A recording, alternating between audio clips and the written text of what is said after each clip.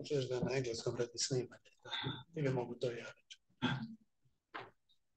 Good morning, ladies and gentlemen, distinguished experts, dear guests, dear academician Schlaus. It is my honor and pleasure to greet you on behalf of Pugwash Croatia, a chapter of Pugwash Conferences on Science and World Affairs, as well as the World Academy of Art and Science, at the Forum on Artificial Intelligence and the related opportunities and challenges in contemporary society. This forum is organized by Pugwash Croatia, the World Academy of Art and Science, and IDEA, the web portal supporting research, innovation, and science in Croatia. Pugwash Conferences and the World Academy strongly emphasize the importance of human security and responsible governance, as well as the ethical usage of science and technology within the society. As we are all aware, artificial intelligence is everywhere around us, affecting our daily life, our work, our communication, our perception of the world. AI became a necessity, an upgrade to the working and creative processes. We use it in learning, teaching, writing, designing, researching, networking. The possibilities of its applicability are endless. AI opened a completely new dimension to our lives, making it faster, easier, helping us in our everyday tasks, from economics, business and administration, to education, medicine, art and science in general. But just like the benefits, endless are also the challenges. One of the main challenges is, just like in every scientific and technological tool, the ethical dimension. Every technology can be used and misused by the beneficiaries as well as their creators. The other question is the limit of control that we have over AI. Will AI become smarter than us? To which extent will it take over our lives? Are we ready to put decision-making into the hands of AI? Can AI perceive empathy and sophisticated emotions? What about intellectual property and copyrights? What about privacy and data protection? We are all witnesses of the deepfake and synthetic media that are used to influence the citizens on different topics in marketing, political campaigns, social media, and so on. The issues of security and control are now the main challenges that we must tackle. So the AI is an instrument that can help us make this world a better place, but with a strong commitment that we will use it for good and ethical purposes. All of these questions we will address today, as well as the issue of finding balance between sharing the knowledge of the world to the world and the practical and, of course, ethical usage of this knowledge. Today, we gathered really great experts on artificial intelligence, and it will be interesting to explore how our experts examine and evaluate current developments and progress in the AI world, how to prevent the negative aspects of AI, and how to get the most of artificial intelligence for the individual, for society, and for humankind. But before we start, I would like to give the floor to Mr. Željko Ivanković to address you on behalf of IDEA and the Independent Union. Željko, please.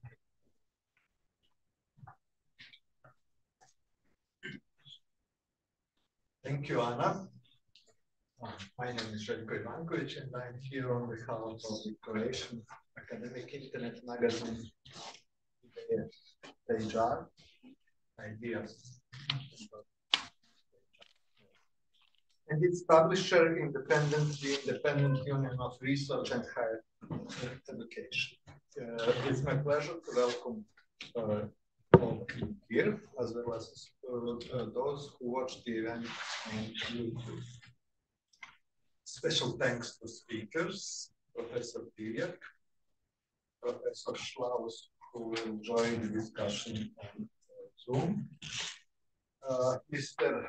Bracanović, Tadić, and Professor Šikić. We are very happy for the opportunity to cooperate with the highly respected Pugwash organization and the World Academy of Art and Science. It seems to me that we share the same values and interest in similar topics. Professor Šikić, who is one of the most appreciated authors of our magazine, and at the same time a member of the Academy and president of Pugwash, Croatia, worked on this event, for several months. Where he put a lot of effort, or at least some effort, in the organization. Kairos, the god of the right moment, was also held. It's a happy occasion that recently, just a week ago, Nobel Prize for Physics and Nobel Prize for Chemistry were awarded to scientists who had developed and used the technology of artificial intelligence in these fields and disciplines. Therefore, we have a very good reason for our discussion today, and I'm looking forward for the presentations. Thank you. Thank you very much. So without further delay, we will now start with our first speaker, which is Mr. Tomislav Bracanovic from the Institute of Philosophy, Zagreb. Mr. Bracanovic will speak on the ethics of AI.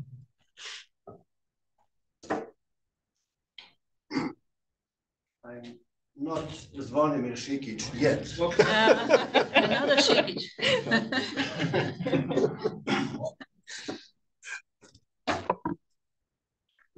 Yes, you are. Now you are. We'll see. Here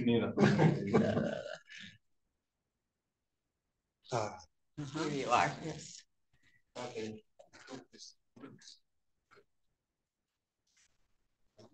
Go back. That's okay. No, I will simply start from here. Thank you, first of all, for inviting me to this event, this gathering. And thank you for giving me the honor of talking first here. I'm not sure that I deserve this place of talking here, especially considers all the other speakers, but here I am. Now, the title of my talk is on the ethics of AI, and I am about to do three things. First of all, I will tell you something about artificial intelligence as an applied science and ethical challenge. In the second part of my talk, I will tell you something about three specific domains of AI application and their specific ethical problems. This will be the largest part of my presentation, so to say, three case studies. Okay. And in the end, I will conclude with some considerations about the place of AI in contemporary ethics and especially applied ethics.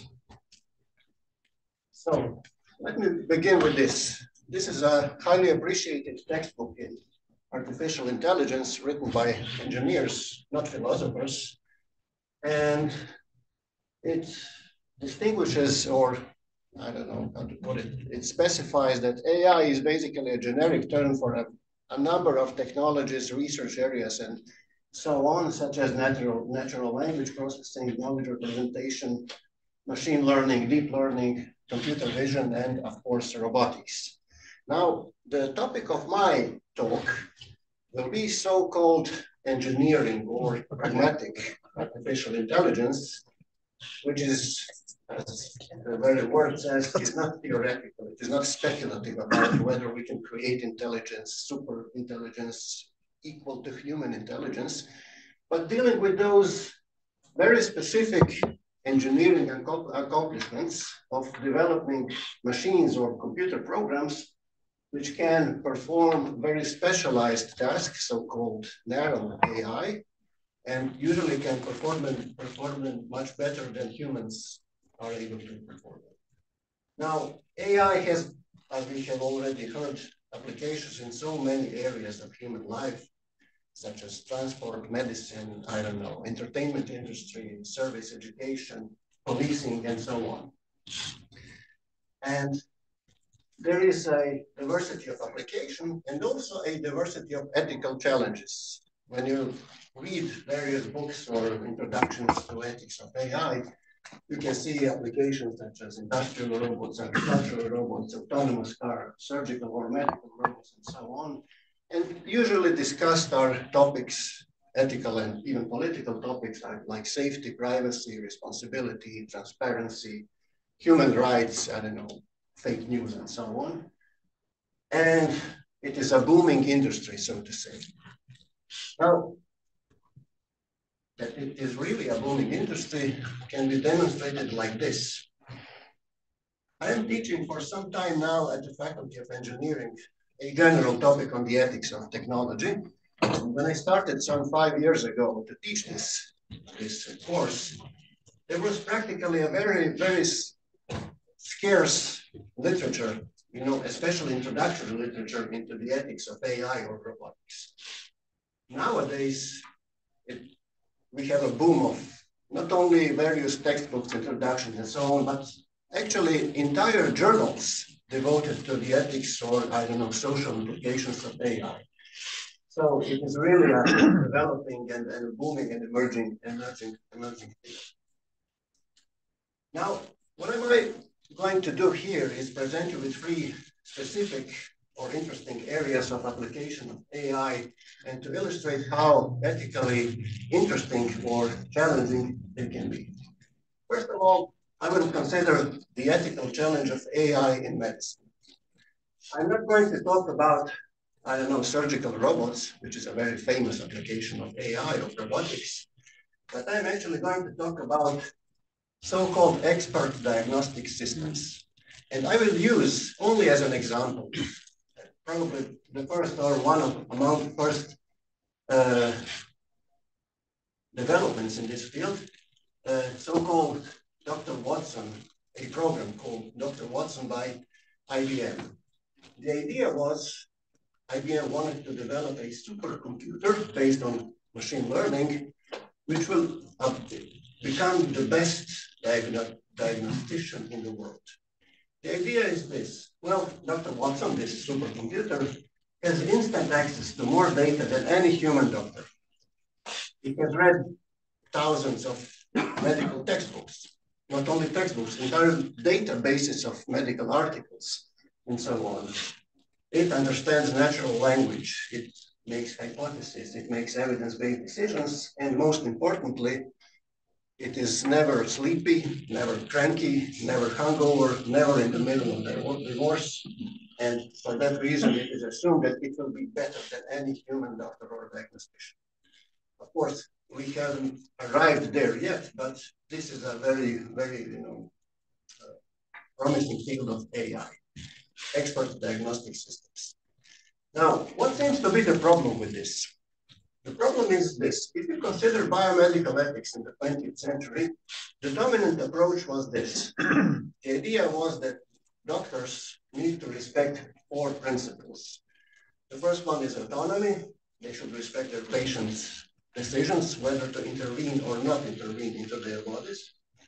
They should not intentionally harm their patients. They should do all they can to benefit their patients, and they should distribute resources, medical resources, in a just or fair way. Now, when it comes to expert diagnostic systems, it seems more or less obvious that they should not be maleficent, and it is expected they will be very beneficial because they will be better diagnosticians than humans. But the problem occurs if you consider autonomy. This is a standard topic in ethics of, I don't know, biomedical ethics of AI. The problem is this. Doctors today are no longer paternalists.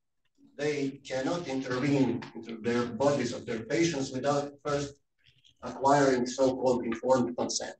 That is a legal and moral requirement that an individual, the patient, should be able to give consent to receive this or that treatment or to become a research subject and so on.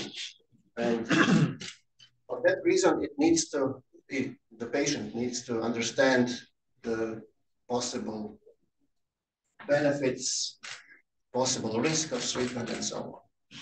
Now, the problem with diagnostic systems like Dr. Watson and others is a so-called black box plot problem, very well known from the artificial intelligence today. It is usually described as follows. Once trained, such machine learning systems are so-called black boxes whose methods are accurate, but very difficult to interpret. And such systems can produce statistically very reliable results, but the end user will not necessarily be able to explain how those results were achieved. Now, this is a very simplified explanation of this problem. It depends on how you understand machine learning, deep learning, various subtypes of these techniques and so on. But the major problem here is that the end user is actually the doctor in this case.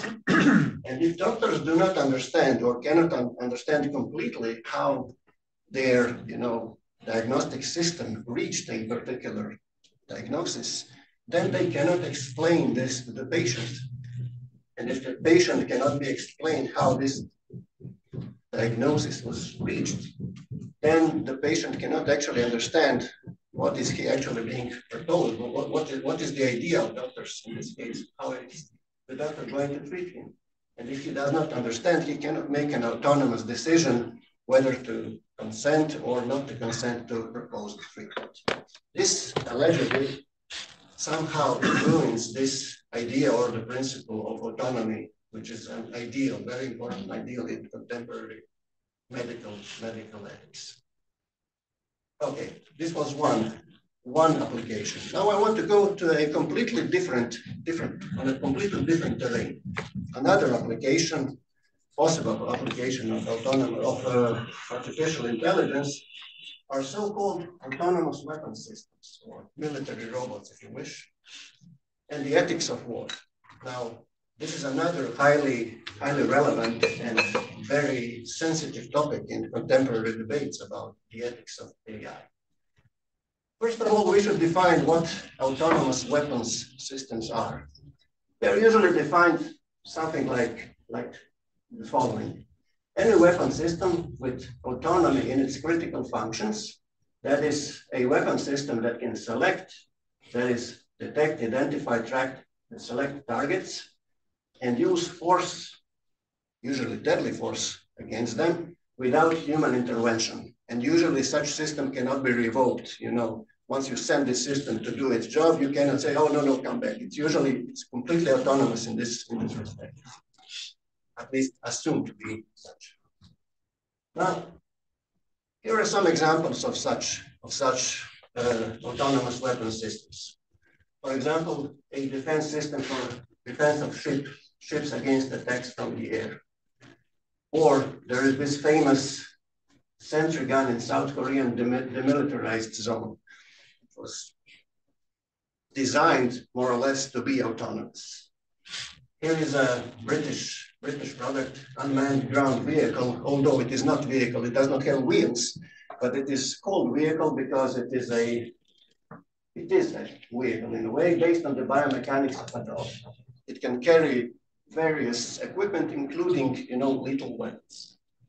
And finally, the most famous, of course, autonomous weapon and potentially autonomous weapon are, of course, attack drones, which are developed by so many countries today.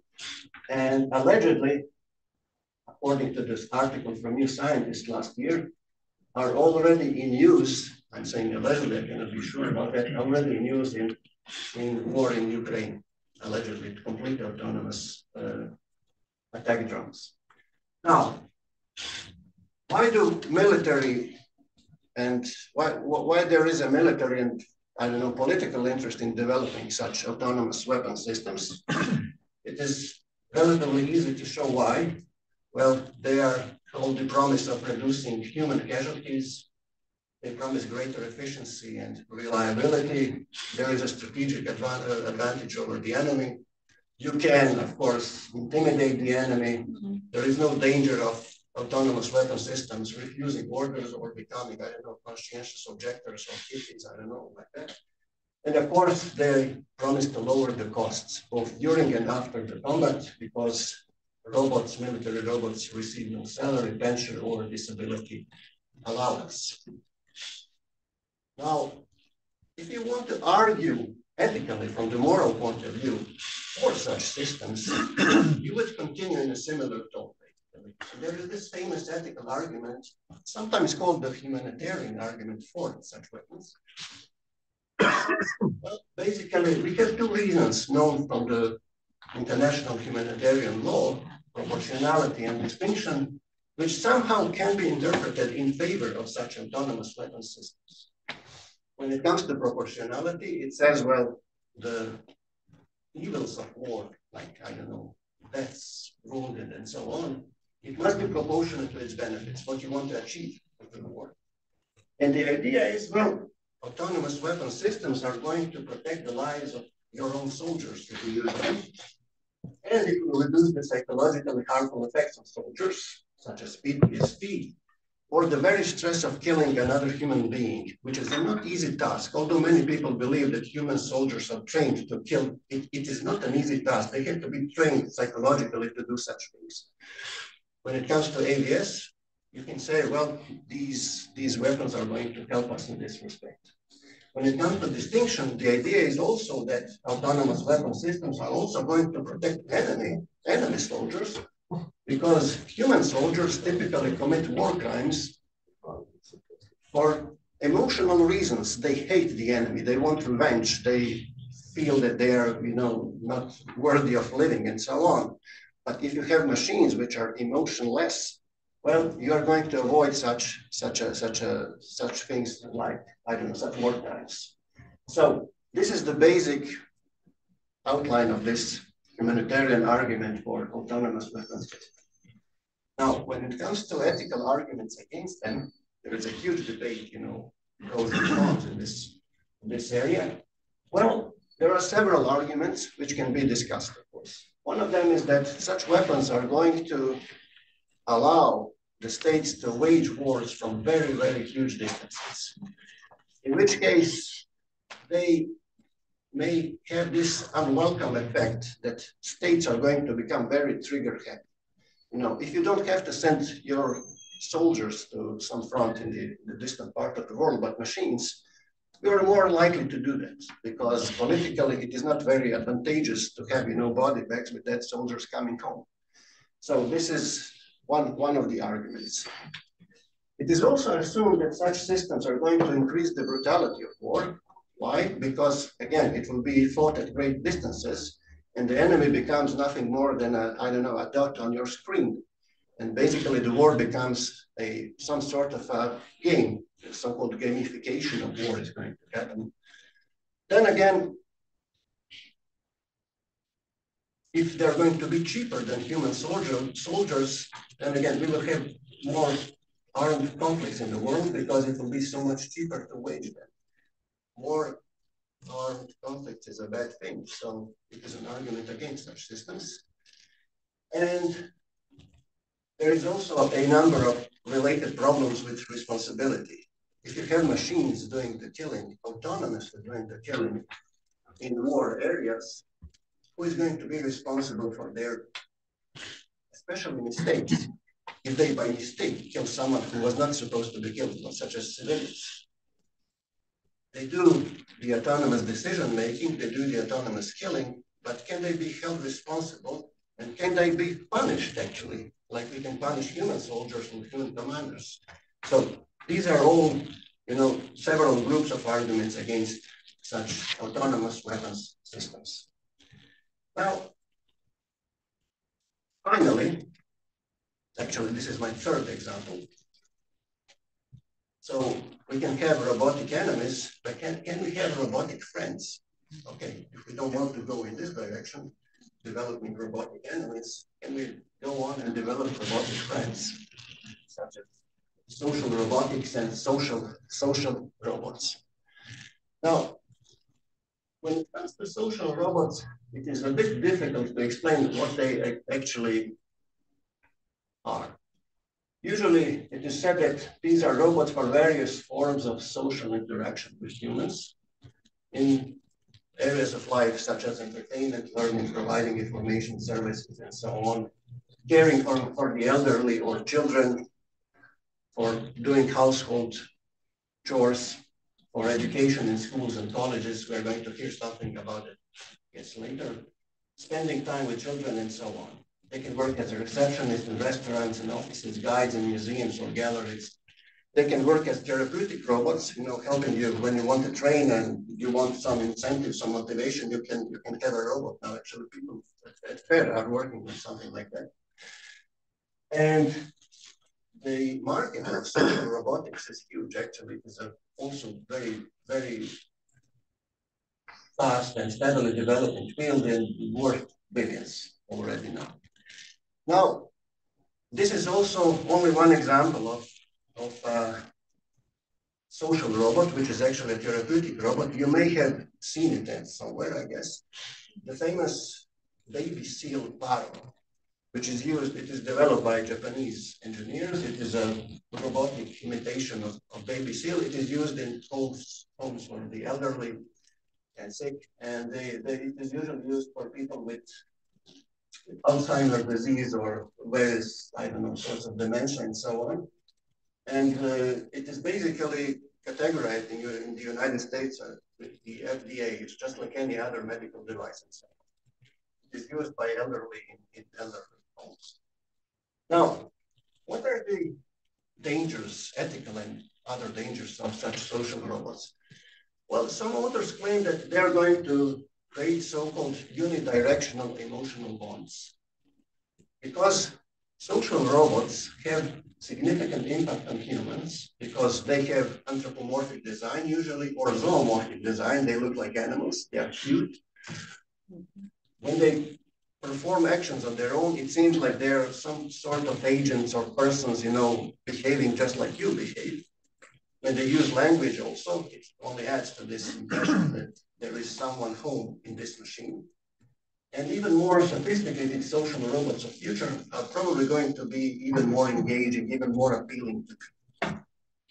However, some people claim that these social robots are going to create unidirectional emotional bonds. Of course, we are going to like them, but there is no one there to like us back. It's a machine, right? And it has a great potential for abuse also. It can be used to, I don't know, to manipulate people, to nudge them to make certain decisions, to buy certain products, to buy, I don't know, do this or that. Here's an example how people can get attached to robots which are actually even not very social. There is a nice study by Sang and co-authors in 2007 who examined the effect, psychological effect of a Roomba, you know, this cleaning device you have at home. And it seems that people are very, very fond of their Roombas. They consider them as sometimes as pets or even as, I don't know, members of their household. They clean after them. They introduce them to their parents, to their friends. They take them on holidays. They do all sorts of strange things with them. But it is not a social robot. It is a very, very unsocial robot. But people have this tendency to somehow attribute social characteristics and personal characteristics to it, and which can be abused. Another highly discussed application of social robotics is, of course, robot lovers, or if you wish, sex robots. Having, I don't know, robotic replacements for lovers or sex partners. Proponents usually claim, well, it can be a very useful thing for people who don't want to have steady partners, who are unattractive, who are in prison, who are living somewhere where they cannot find partners, and so on. It can possibly reduce the prostitution and other sexually related crimes. And they usually claim, well, it is a private thing. What I do within my own four walls, if I want to hang out with a robot, it's my thing. Of course, the opponents say, well, this may not be the best thing. There is this danger that this will only additionally isolate people from each other, that it will actually encourage, not prevent sexually motivated crimes, that people are going to play all sorts of violent fantasies with such robots, such as rape, violence, sex, or pedophilia, and then they will want to try the real thing after that. Maybe this will happen, so we cannot really tell for sure. And for that reason, it is also a public and other regarding matter. So it is also a huge debate, but completely different from actually, I don't know, military robots or from any other application of artificial intelligence. Now, I have 6 more minutes, I guess, something like that. I will conclude with only several considerations from ethics and applied ethics, what I think about the interaction between the new technologies and the traditional field of, say, philosophical ethics. As you all know, or maybe you don't know, but I will tell you, we philosophers usually, we have a number of ethical theories. And the 3 main theories, which are typically used in debates like this one, are the following. We have utilitarianism, which basically, this is a very simplified account, which basically says, well, the morality of our actions depends on their good or bad consequences. If they have good consequences, they are morally right. If they have bad consequences, they are morally wrong. And this is a very flexible theory, which says basically that no action is absolutely prohibited. If you ask someone, is lying prohibited? Well, I don't know. If it's going to have good consequences, it is actually obligatory. If it's going to have bad consequences, it is prohibited. It depends on the circumstances and application.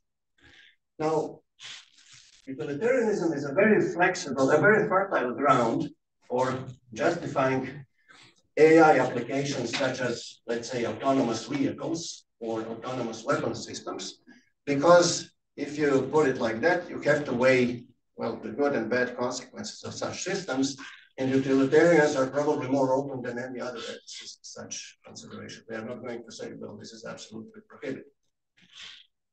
The guys who are going to say that something is absolutely prohibited are the ontologists. The most famous one being Immanuel Kant, who basically say, well, the morality of our actions does not and cannot depend on consequences, because you can have good consequences coming out of bad intentions and vice versa. And they say, well, there are some absolute moral norms which we must never violate, such as, I don't know, lying, murder, using other people as mere instruments, disrespecting human dignity, human rights, and so on.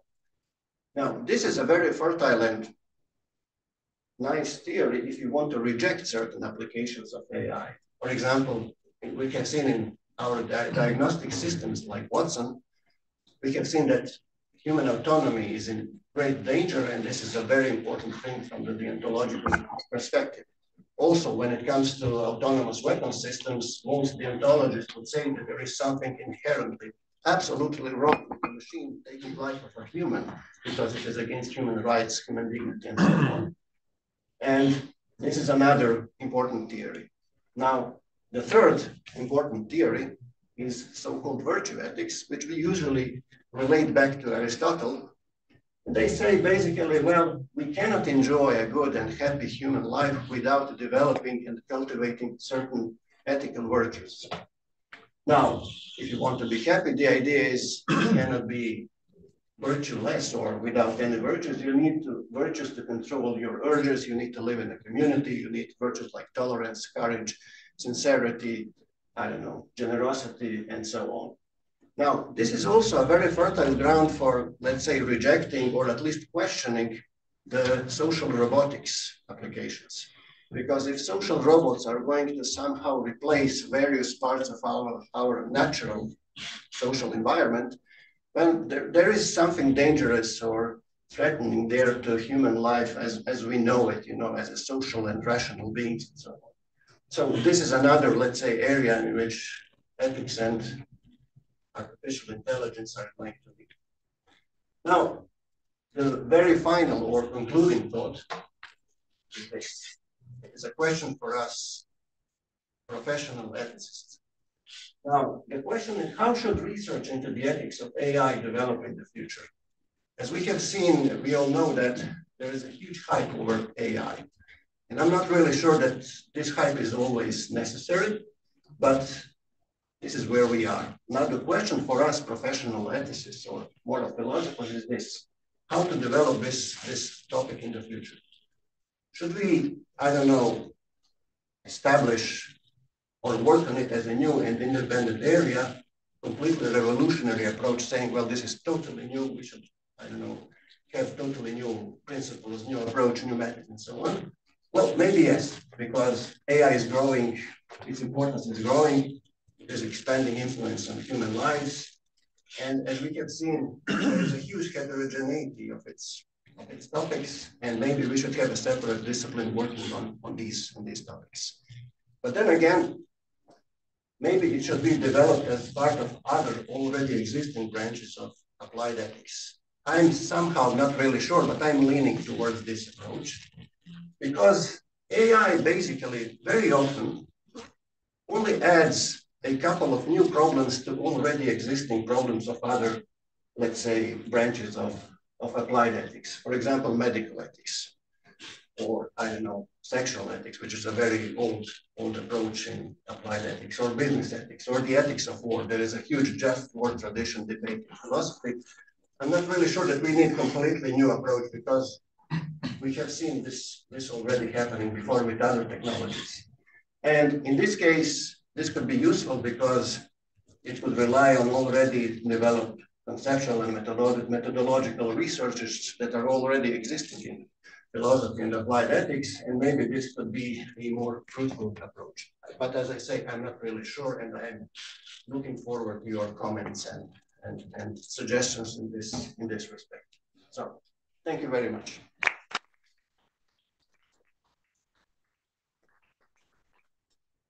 Thank you very much. Good timing, I think. Yes, Yeah. very good. Thank you. Excellent. Thank you so much, Dr. Pracanovic, for this interesting presentation, and which shows, and your examples that show how complex, the complexity of artificial intelligence, and you raised so many questions that we will need years and decades to answer. So thank you once again. Now I open the floor for questions, and if there is a question from the audience or from our experts, just raise your hand and please introduce yourself. Zvonimir. Well, I'm Zvonimir Šikić, and I would like to ask you something about this autonomy problem in medicine, because it seems that you presuppose, or in this approach, it is presupposed that the patient is interested in the process of reaching the diagnosis, because my experience is that patients are not at all interested in that. They are interested, I would say, in the consequences. When you have a standard encounter between patient and doctor, they're interested, what will happen, how will I survive, what is procedure, and so I'm not interested. And doctors are not even given this information about the process of, so I don't know how this is relevant in this AI context at all. I mean, this special topic. Yeah, I agree. I agree with you, actually. And this is actually a fine example of what I mean by maybe a certain hype is going on, because we philosophers like to invent, let's say, problems, because this is our job. We get paid for that. And when it comes to this problem of autonomy, I mean, I did not invent this. This is a huge literature. There are conferences about this, whether machine learning somehow violates patient autonomy. But I believe there are a couple of very rational voices saying, well, this is not really such a great problem as many people would like it to be, because as you said, usually patients don't even care about the process by which doctors come to their diagnosis. Usually doctors themselves don't know how they come to certain diagnosis. Usually they have teams of doctors and they cannot know everything that the other doctors know. And when you have, consiliums of doctors working on the same issue, and very, very often doctors do not know how some medications work. For example, lithium was well known for being, used for, I don't know, regulation of mood, but there wasn't, doctors knew, or they even don't know yet how it actually works on a molecular basis or something like that, even aspirin. So there is maybe certain, let's say, philosophical hype about this, but then again, we will see maybe whether this is going to evolve into something really problematic or not. It sounds great, actually. It sounds like a huge problem because you connect this machine learning problem with autonomy. But then again, I'm not sure that this is such a huge practical problem. Yeah. Thank you. Do you want to speak louder? No, I'll bring you the microphone. I'm a political science student and also intern at the Danish Embassy. I just want to ask you now, you came with like the pros and cons, especially like with ABS, autonomous weapons. Sure.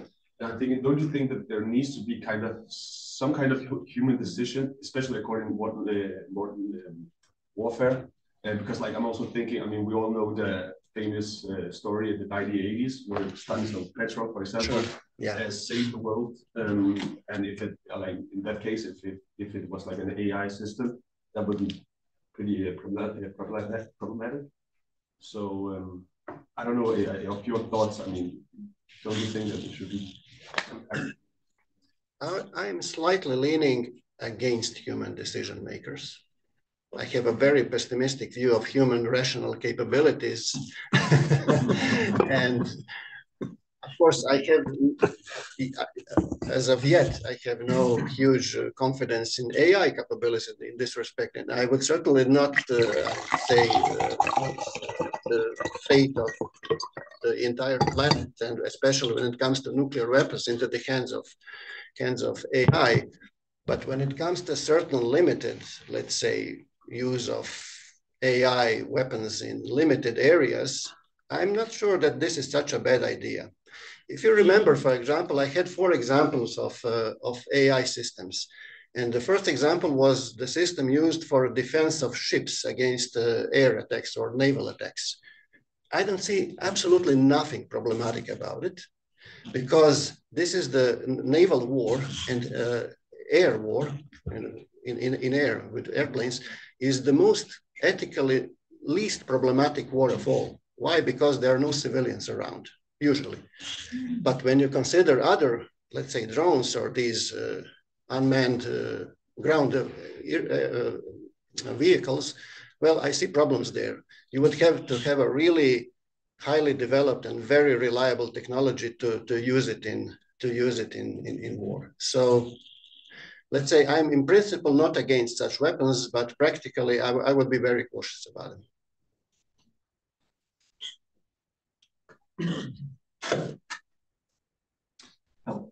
I'm Aslan Chilovic, a member of Crow AI Association and also founder of the Global AI Ethics Institute. So I would like to hear your take on the fact that very often when we are speaking about ethics, basically it's somewhere between those 3 theories that you mentioned, Mill, Kant, Aristotle, right? So, which is normal on one side because most of the AI systems are developed in the Western countries, right? Sure. But what we're missing, and this is our assumption, is basically opinions from all around the world, because there is research that is showing that we have like 180 systems of values or ethics around the world, and none of them is included in all.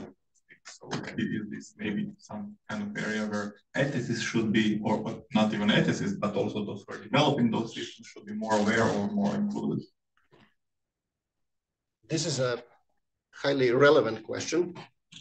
And first, I will tell you something from my own experience. I happen to, as I mentioned, to teach at the Faculty of Electrical Engineering a course on these topics. And I also have a small group of about 20, 25 foreign students who are not from predominantly Western countries. And I start teaching them about Aristotle, John Stuart Mill, Immanuel Kant, and they say, we never heard about those guys before. So I have to adapt. and try to explain to them what those guys thought in a very simplistic terms so that we can start debating about it. But we do manage to find a common language. They do somehow, understand what I want to say, and they contribute to discussions and so on. But then again, when you say that there are, I don't know, 180 systems of value, well, since I am not an ethical relativist, I can say, well, some of those value systems are probably wrong. So, yeah. And you can ask us, well, what are you ethicists doing? Well, you're working for 2,000 years already on these value systems. Well, I believe we have narrowed it down to 3 or 4 of them, which are more or less, the main contenders for the true one. I would say that. I would dare to say that. Oh, okay, that's very well defined stance, and I definitely respect it. There is a commercial side to that. So even if we agree that we have the best ones, but we still need to, those, not us unfortunately, but those who are developing AI systems need to sell them all around the world, and those who are buying them want to see their ethics systems embedded inside. You are absolutely right. For example, there was this huge study by the IEEE, this huge organization of engineers in 2019, I believe. They wanted to make the designers of such systems all around the world, to respect at least some ethical guidelines, not necessarily Western. And they said, okay, we cannot wait for the philosophers to agree which system is absolutely right. But in the meantime, we can do the best we can and try to, somehow apply at least some, at least provisionally, a plausible ethical theories to development and production of such systems. So maybe we philosophers are not as useless as we may seem.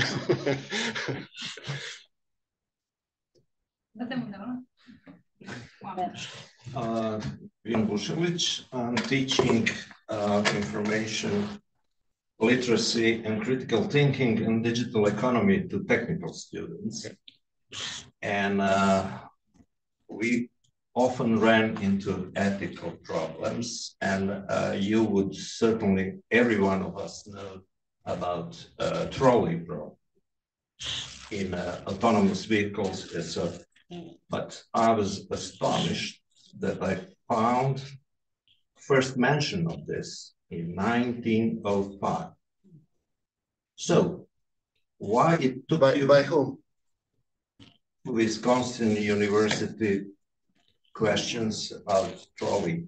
1905, okay. Yeah, I probably it's right, but I was not alive at that time. So what took you so long? Because this is fundamental problem of autonomous vehicles. It's not technology. And a second, I would just say suggestion, please use the AI hype to fund your research. Okay. Thank you. Okay, thank you. Thank you for your comment. Thank you. And what's happening with trolley? Well, if I may, just a brief I have philosopher's point of view. When technicians and engineers encounter trolley problems, they see it as a problem that needs to be solved. Yeah. When we philosophers develop this problem, this is a tool. This was a tool basically developed in 1960s by two female philosophers, Philippa Foot and Judith Jarvis Thompson, in discussion about abortion. It wasn't a technical problem at all. It was a discussion about abortion, about whether, having intentions is the same as doing the thing and so on. It's a highly philosophically complicated thing, but it is, of course, has a new life now thanks to these autonomous vehicles. But I believe that philosophers and engineers understand this slightly differently, but that's okay. Diversity. Questioning utilitarianism. Yeah, questioning utilitarianism. That was the main point. Yeah, you're right.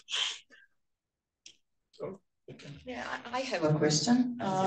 So first is a bit abstract, but it's regarding to warfare. You spoke about war ethics. So first, can AI help us eliminate wars, or is it too much to ask from AI? And the second question is regarding the worst scenario. For example, can the autonomous systems become too autonomous and make decisions for themselves without the human decisions? And we've seen in science fiction movies, so what is the worst scenario? Now you're asking me to become a futurist, to try to predict what could or could not happen. But I believe that, as you said, there are so many nice science fiction movies that actually address this. Even one from the 50s or 60s, I believe. It's called The Forbin Project. It's a very old movie which has precisely this plot, that two computers, one of them is of course American, the other is Russian, and they make a deal somehow, and they basically, in the end, I think they destroy the world somehow. So it could be a very bad scenario, but whether AI can help us, eliminate wars altogether, maybe yes, but I'm not really sure in how distant future this is going to happen. Some people believed, for example, like our Nikola Tesla, that development of such technologies is going to bring about some kind of a Cold War, you know, that all people are going, all sides are going, will know that the other side has a, I don't know, autonomous weapons, drones, and so on, and they will somehow, for that reason, restrain for attacking them. Same thing as with nuclear weapons. But I'm not really sure that Tesla was right in this respect. But maybe an advantage I'm hoping that it will happen with such technology is that wars maybe are going to become less brutal and with less human casualties. I mean, war is terrible, but if it has to happen, maybe it should be less brutal and less violent.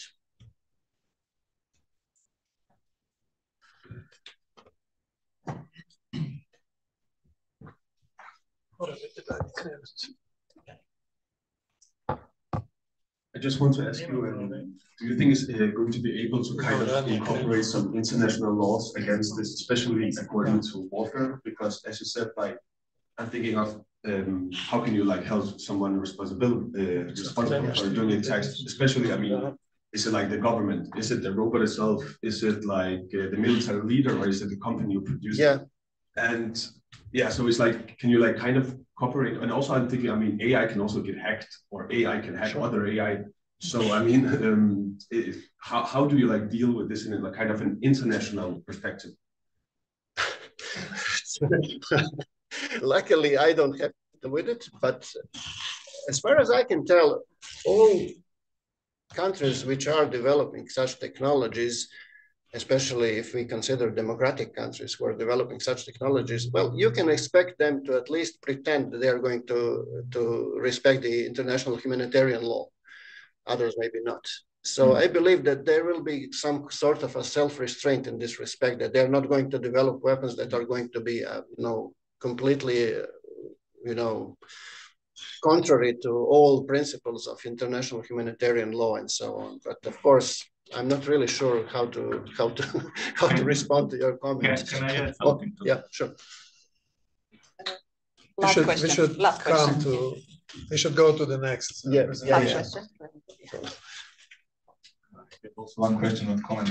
Based on what we've seen, I'm not very optimistic, because the closest to that we had this situation with little autonomous weapon systems, when there was international proposal kind of to ban them, so that every country could sign them, and 30 countries did sign them, right, to have some regulation where we all agreed. So 2 countries didn't sign them.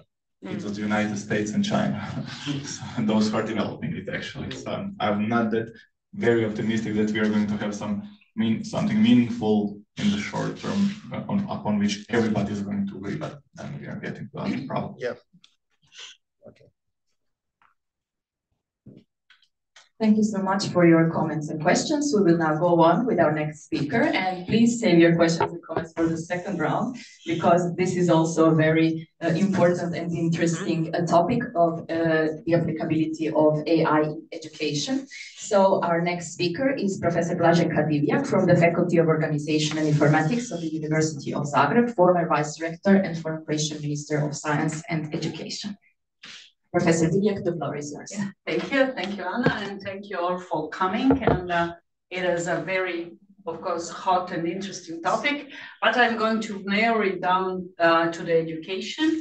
So first it's education and AI, then I actually consider that it would be better to have it education with AI, because then I think it's more realistic.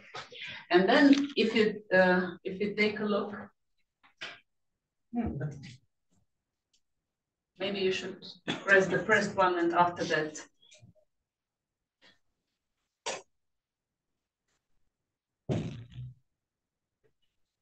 Okay. So at the beginning, I would like to start with some big questions like where we are, if you are aware where we are right now about AI, and then how we can take a driving seat and be the decision makers, not just observers of what's going on around us. Because sometimes I think that I have a feeling that we are much more like observers. And then how we can align AI with our goals. We already started this, this kind of a discussion right now, and how to make it beneficial instead of just have a very powerful AI with a lot of ethical issues around us. And and then going to the education, what is needed to be in your curricula today to give a positive push to students? Because now we are discussing where we are and how we should behave nowadays, but what about our students? Because tomorrow they are going to be decision makers, and probably today we should think about it. And of course, we have a lot of applications nowadays in education as well, and there is a very question that is around us: are teachers going to be replaced or not, or how to preserve, for example, academic integrity? Because coming from the academia, from the higher education, I'm totally aware that students are using AI for all sorts of stuff. And we can be like,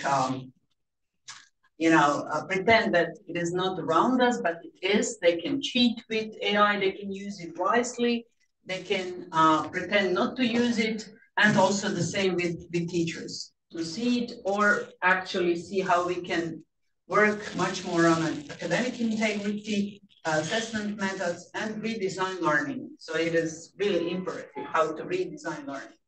And also how to inspire our students, but also colleagues, to be the part of the positive change. Because it is easy to say, yeah, we are now in a very messy situation, and it is very difficult to be a teacher today, but what's actually our role? It's not to complain all the time, but actually to inspire and to redesign, to rethink, and actually work like we are working like now on finding a kind of a solutions if there are around right now. And of course, there are some decisions that have been made on a different levels that we should apply, like AI Act on a level of European Union. But of course, it seems like something far away. I'm much more afraid of the decisions that haven't been made, because there are a lot of unregulated and areas that I'm afraid that we don't know what's going on, and we cannot pretend that it's not here. And then we are coming to this philosophical question that Tomislav already asked about how to keep human autonomy, but not just human autonomy, but also this question of dignity.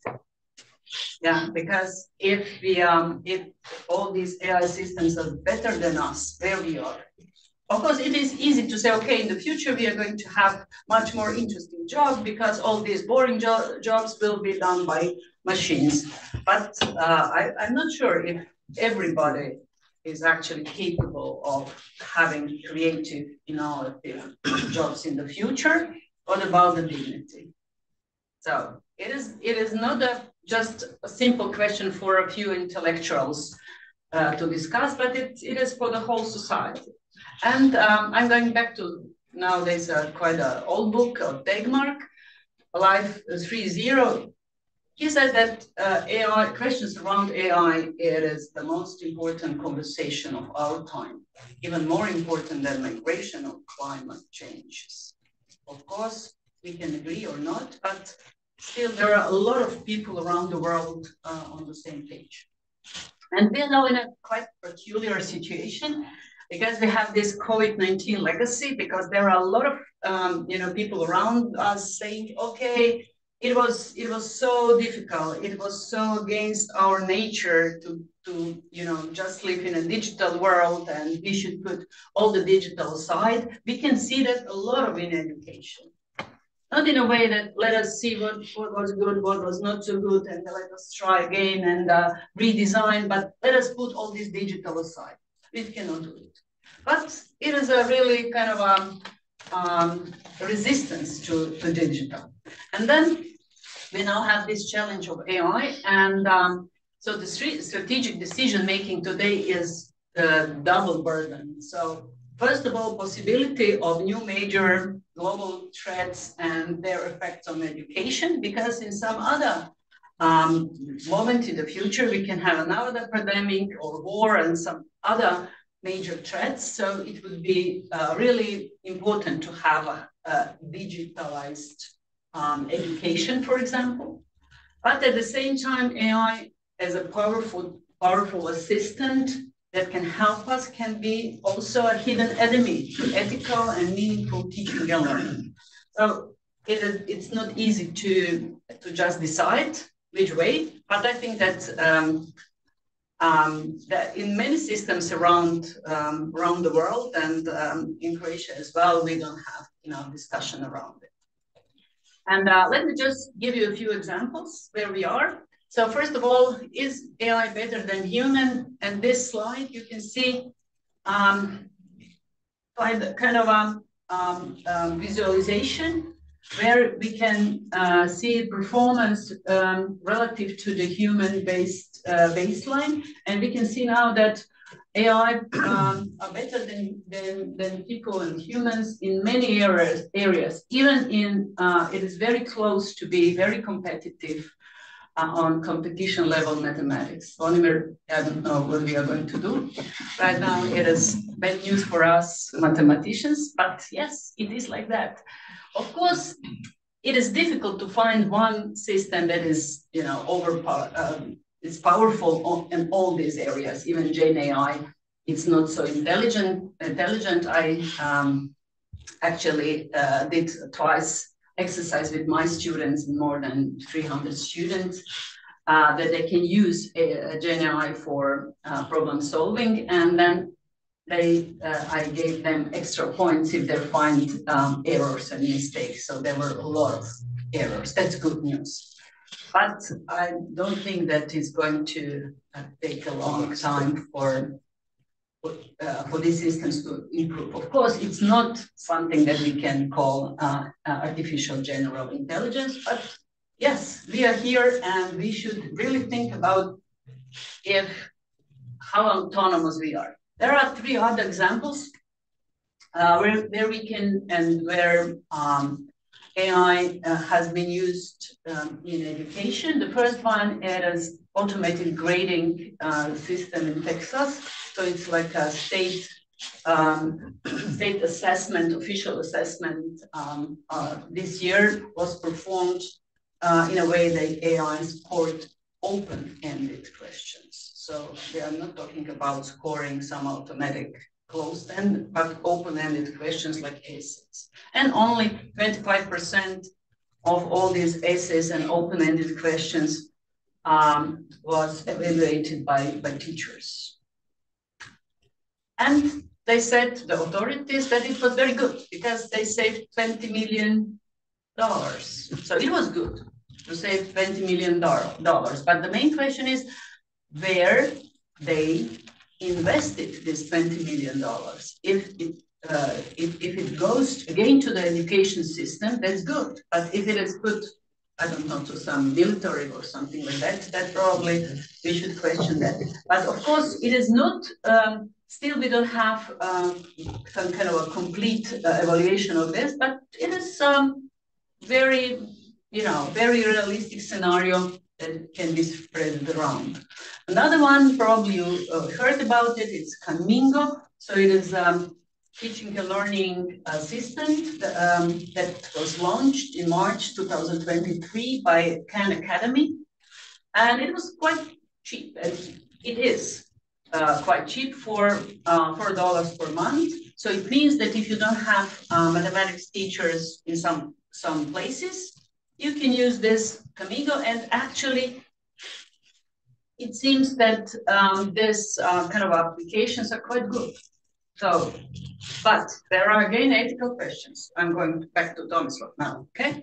So the first of all, okay, why we are using this if we don't have mathematics teachers? So for the poor neighborhoods and schools, and then say, okay, these students are now better with the help of AI assistant.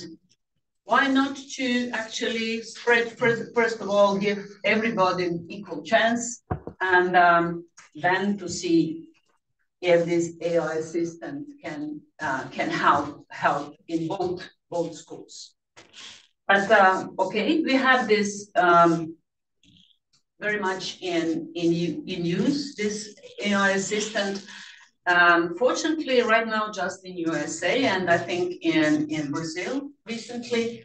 In Europe, it is not possible, but that's good because we should rethink if we would like to have it, and what are not just the benefits, but what are the risks, under which conditions we would like to have it. And the third example is something that my laboratory for learning analytics, what we built, it is learning design tool. So it's mostly for teachers. And this BDP is balanced design planning. It's not GDP, it's some other economic measure. And you can see this is the address. You can take a look. So we develop this kind of a tool for helping teachers for learning designs for their students, so not just for the higher education in schools, but also it can be used in industry. And right now it is AI supported, so you can take AI assistant to help you with this. Of course, all this and these three examples, these are just a few of them. We can again raise the questions: are teachers going to be replaced? Of course. We know that it's not a good idea because of the social dimension, because of the actually how this learning process and that children, especially children, but also then also humans in general have a much more complicated than this. But yes, there are some areas that we are very near to that teachers are not so important, or we should restructure the role of the teacher. What we are doing, why we are doing that. We cannot teach in a way how we, I don't know, how we did it 10 or 20 years ago. Of course, it is not just teaching and learning. We know that there are also AI scientists. This is one example coming from one company, and it was pretty much described in a month ago. And I think it is quite good, but again, this science is not so good as a really competent human right now, but not yet, not yet. We will see. So it is nothing like that scientists are superhumans and there is no AI match for them. And of course, Jake already mentioned that, that this year we also have a very peculiar situation because AI also comes to the novels. And this is a rather famous, I would say, description of AI. And the question is, where is human-only territory? So this landscape here, it is actually futurist Moravec described that many years ago, 1997. And it is a landscape of human competence. And then you can see the sea and advancing computer performances like water slowly flooding the landscape is something that he described. And also it is this famous sentence. He said, I propose that we build arcs as that they nears and adopt seafaring life. So we should ask ourselves where we are now, 27 years later. So this, the level of the water is even higher. You can see here this speech recognition is not a problem for AI anymore, or vision and so on. So again, how to keep human autonomy and dignity in the age of AI, and especially what does it mean for learning? And so these AI-related decisions are not just on us as educators, but also there are multiple challenges on different levels. And of course, AI is far from perfect.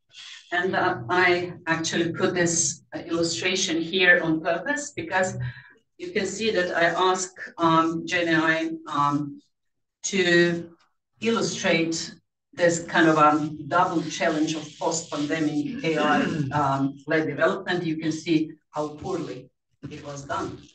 And yes, but again, we should, it is just illustration, but I don't think that all the people and special decision makers are aware of that. So there are all sorts of AI-related decisions that should be made about the use of AI in different domains, environments, and levels. Then with the use of AI, how can AI help to solve challenges in different domains, like in education? I just showed 3 examples. And for the life with AI, how can citizens engage confidently, critical and safely with AI? And also it is a kind of changing school curricula and university curricula based on that. And then of course we should discuss the role of the universities in the AI era. But yeah, I think that there are some universities that are pretty much, in discussion around it, some countries, but there are some that are pretty much lagging behind, and you can judge where we are right now. If we are discussing like how to educate, how to research, how to serve to society. Yeah. This is something that, yeah, we have a lot of work here to be done, especially around the research part, serving to society, and then introducing all of that again to the education. So try to understand how machine work. So this AI explainability, it is very important. So as Tomislav said, it shouldn't be black box. Of course, we couldn't understand everything. Maybe after Zvonimir's presentation today, but of course, some tools, some AI applications, how AI works, we can explain. And I try to explain to my students that mathematics is very important because we learn about concepts. And then if you understand what gradient is, then probably you can understand what support vector machine is actually, how it works. Or if you're aware of the graph theory, how actually this random forest you can use. But they are just small examples. So there are majority of the and very vast areas that we cannot explain to every single student, but at least we can give them confidence in some of the areas, how to do it, how to work with that. Of course, it is not easy because it means, first of all, that we should rethink and redesign our understanding. And then, yes, what is actually worth teaching and learning? It's a very difficult question. And I'm inviting you to take this mental experiment here. So you can see that we can approach that from the different angles. What I'm presenting here, it is some kind of a very simple scientific method cycle. And then we can ask ourselves, in which stage do you see humans? Where would AI or machines in general dominate? Where can humans and machines work together? And which stage would we like to reserve for humans? And of course, if we can make this kind of decisions, how we are going to proceed with that? So we are making decisions, I mean, humankind, but I don't know for how long. Maybe we are, already passed through because I'm not sure. So basically, whenever we try to solve a problem, then we have this problem posing phase based on observations, questions, research, hypotheses. Then problem solving one, so design, data gathering, experiment analysis. Then we should validate and interpret what we get, so analysis of results. And also the ethical part is something that we should take into consideration, and then reflection and new knowledge, because of course not all everything we get it is a new knowledge. Yeah, so we should reflect on that, on dissemination as well and replication part. And then of course we can have different analysis based on that. So when we talk about problem posing, for example, if we take a problem of that we have schools around the country where we don't have teachers of mathematics or physics or languages, I don't know. We can consider and gather data about it and make some hypotheses. about it. Of course, formulation of hypothesis can be human domain. Machine can support, or if it maybe it's just a visual thinking, I don't know. And then we are coming to the problem solving, where humans can design experiments, considering ethical, practical, and contextual factors, including, of course, some factors that are coming from the culture, traditions, and so on. But again, machines produce the optimal process or product, because we couldn't be competitive anymore in this part, that we are aware of that. And then we have validation and interpretation of results. For example, if machine actually produce a lot of supporting arguments that we should replace our teachers, and instead of trying to have more teachers of mathematics, try to introduce, I don't know, to buy this AI assistant for our students to work with them. We should be much more aware of the context and what learning actually means, and what actually rising new generations actually, how important it is. So this, again, humans must work backwards. Once machine produce a result, humans must verify its validity. So on us is interpretation of outputs, then see if we can apply it, why we can apply it, or if it is just one piece of research that is have a lot of limitations. Okay, and then finally, it is a reflection and new knowledge. Humans decide to incorporate it or not into the existing good practices. Of course, machines can work much more on to organize and distribute, and the verified, but the accent is here, stresses on verified knowledge.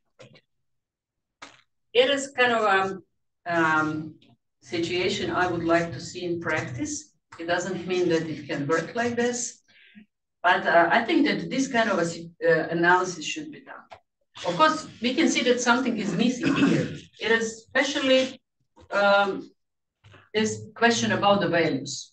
So it's not about just solutions or problem solving, but also incorporating values like open-mindedness, responsibility, integrity, who is actually making decisions, how actually we are going to cultivate this human-machine partnership, what we should do in that area, how we can research and get some feasible and applicable results. Then, of course, in validation and interpretation, a lot about objectivity, civic responsibility, and other ethical considerations here.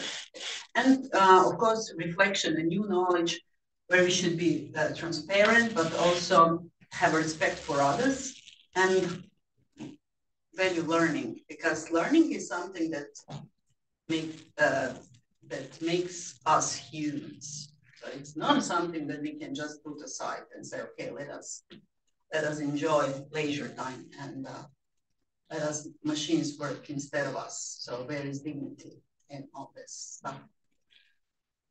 Yeah, and I'm not expert in ethics, but I think that this kind of problems are beyond just considerations done by people that are researching and are experts in ethics. And then let me just check on time. So I still have 6 minutes. So there are also some questions that I put on the first slide about, I don't know, cheating. That nowadays students are cheating in schools and at the universities. And sometimes scientists are also cheating using some AI tools without reporting that. And yeah, and the question is, as we heard before, is it a new question or it is an old one?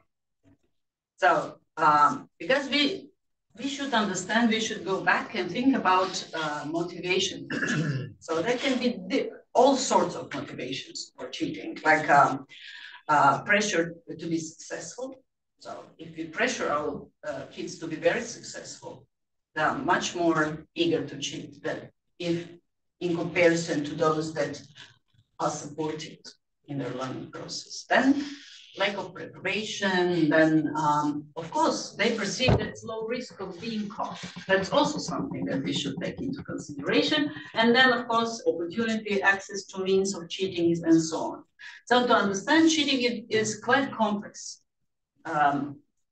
Complex area, and probably if we think about what are actually new in this analysis, a very few. Because again, we should understand and be very clear about how to communicate about cheating, because it is not just a very sharp line between using some AI tools in a manner that can help you learn and help you cheat, yeah? But we should be very clear about it. I don't know if we as professors, teachers are working with our students to be very clear about where this borderline and how to explain it. So again, what is new or upgraded with the rapid AI development? So I would say that this question is already. So it is now we have new means, we have new possibilities, but we also have a lot of old problems we haven't solved so far, and now we should go back to the basics and think about what cheating means and why it is cheating. So let me just put a few bullet points. What do we know so far? So we know that if you go back, that we should dive deeper into understanding the concepts. So probably there is no point on automatic, arithmetic, this algebraic fractions, solving and so on so much as we did when we were in, I don't know, gymnasia many years ago. So we should focus more on the why we are doing something, then avoid this over teaching small mechanical steps and emphasize this big picture. So but it is easier to say than to put into practice, but we should be aware of that. So it's very important for students to understand the concept of derivative, much more important than to solve triple integrals. Yeah. I'm talking about mathematics because I'm a mathematician, but of course there are, yeah. But it is similar in other areas, like in history. Yeah. Then prioritize problem solving, including problem posing. Problem posing is very neglected. To understand the situation, to analyze the situation, to ask the right questions, to give the task for yourself or for the others. So this problem posing is very important. And again, we should go back to the understanding of the concepts and fundamentals. And of course, we couldn't avoid it. Teaching and learning approaches need to change rapidly and significantly. So this kind of a teaching, like now I'm talking to you, ex cathedra is a bad example, okay? I'm a bad example right now because I haven't opened the discussion, but I hope for more discussion after my talk. And also we should invest much more in professional development of teachers, reform of teaching, and especially of teacher education curriculum. So this is, I would say for us, it's very, very hard and very nasty problem. Then learning design, again, should be human domain. So learning design is like composing music, so we are composers. So it doesn't mean if we, take some AI assistant later, but composition and writing notes on a paper. So learning design should be human domain. And then also we should learn some new stuff. I'm working in learning analytics. It is close to mathematics, but there are a lot of other areas including. So it's not just using deep learning, machine learning to understand how students are working and then offer them some tailored learning paths. But it means that we should really be very, very, very deep in concepts again. And let me just check if I have a few. Okay, I'm at the end with my presentation. I'm just going to show you a few slides with what we have done in the Laboratory of Learning Analytics.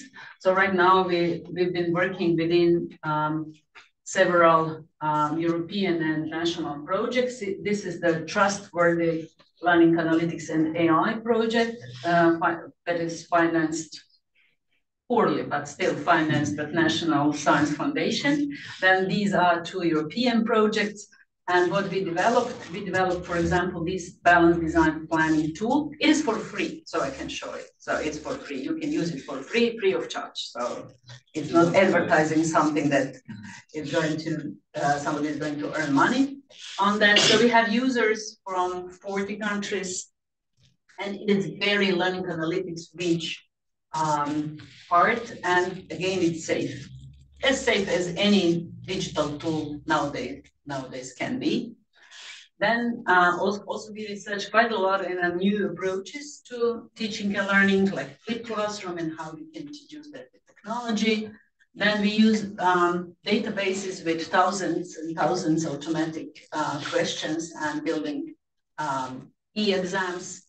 And these exams are not trivial, just to be, so these are not multiple choice, much more complicated. And then we also try to see much more about the proofs about and confirms about validity of assessment and how learning analytics can be prerequisite for that. Further, to track students' progress, you can see some analysis with it, so we can really see what are the digital traits of our students, how they are progressing, what are the learning patterns the students are using, and what are the difference between the students that, you know, the upper class students. I'm talking about performance, yeah, so I'm not talking about the wealth of social status, and those that are lagging behind. So we can see what are the differences. I can talk a little bit more later if you're interested in that. And also predictors. What are the best predictors for student success very early in the semester, so we can advise them. So we use here, for example, random forest analysis. And then final notes. So AI is here to stay. So ostrich approach is not the solution. So genie is out of the bottle, so we cannot pretend it's not around us. And it is a kind of, again, advocacy for change. So technology is not good or bad, it matters how we use it. And what I'm really happy, because the learning is again hot topic, so we should talk about learning. And of course, it means that teachers are not teachers if we are not learning. So again, AI literacy and other new competences for teachers are required. But not just teachers, but future AI literacies for decision makers and also the leaders, educational leaders, because these human machine partnerships should be cultivated. And maybe it is now high time to actually decide where is the human-only territory. Yeah. And I know that teachers shouldn't be replaced but empowered. And that the reason why we are here is actually to discuss big questions. Of course, we are not going to answer all of them, but education should be prepared and ready for not just answering questions, but also asking new questions as well. So, thank you.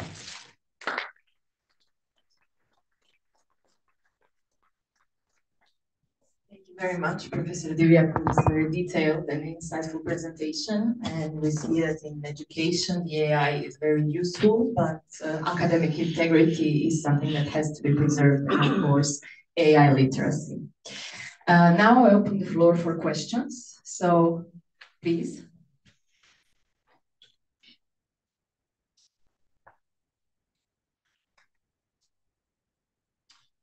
So, what is your personal feeling how AI is going to affect the differences between the education of people? So you have some kind of normal distribution. So those who are completely uneducated are going to get some. Those with the best education are also going probably to get some benefits. So is it going to kind of to close the divide already existing, or is it going to make it a little bit bigger? Because I mean, I'm not sure. I was giving the first presentation of AI in education maybe 5-6 years ago, right? And what was very interesting for me to find out, living in Europe, that around the world, so globally, there's like statistic 400 million children without basic language or math education, right?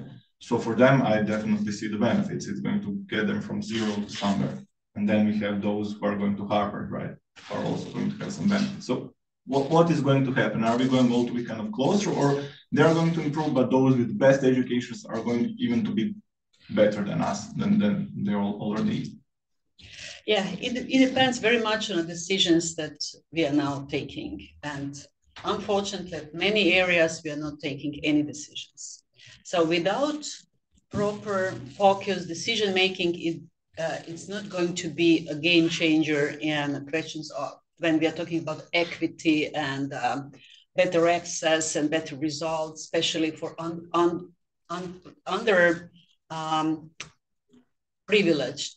unprivileged students. So if you're coming from socially, so the background, it's lower social background you have, then right now, AI is not going to help you right now.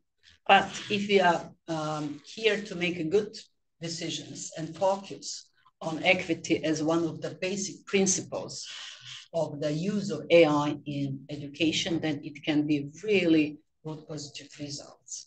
So when you look at the research, and there are quite many research, and especially Carnegie Mellon, that been working quite a lot on evaluating of use of this Camingo in US. You can see that this Camingo helped students to progress.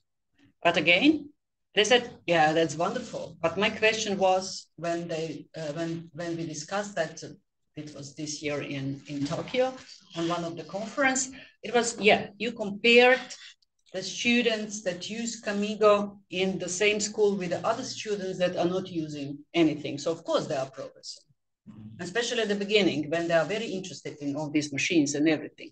But what about on the long run? What about when we compare these students with the students coming from the privileged schools with a really wonderful teachers, so human teachers. So it depends on what decisions we are making right now. I think that in smaller countries, it's much easier to introduce change than in bigger countries. And so it is our chance right now that we consider what kind of AI usage and what kind of AI assistance we would like to have, and what are our goals. But if you're not setting any goals, then I'm pessimistic.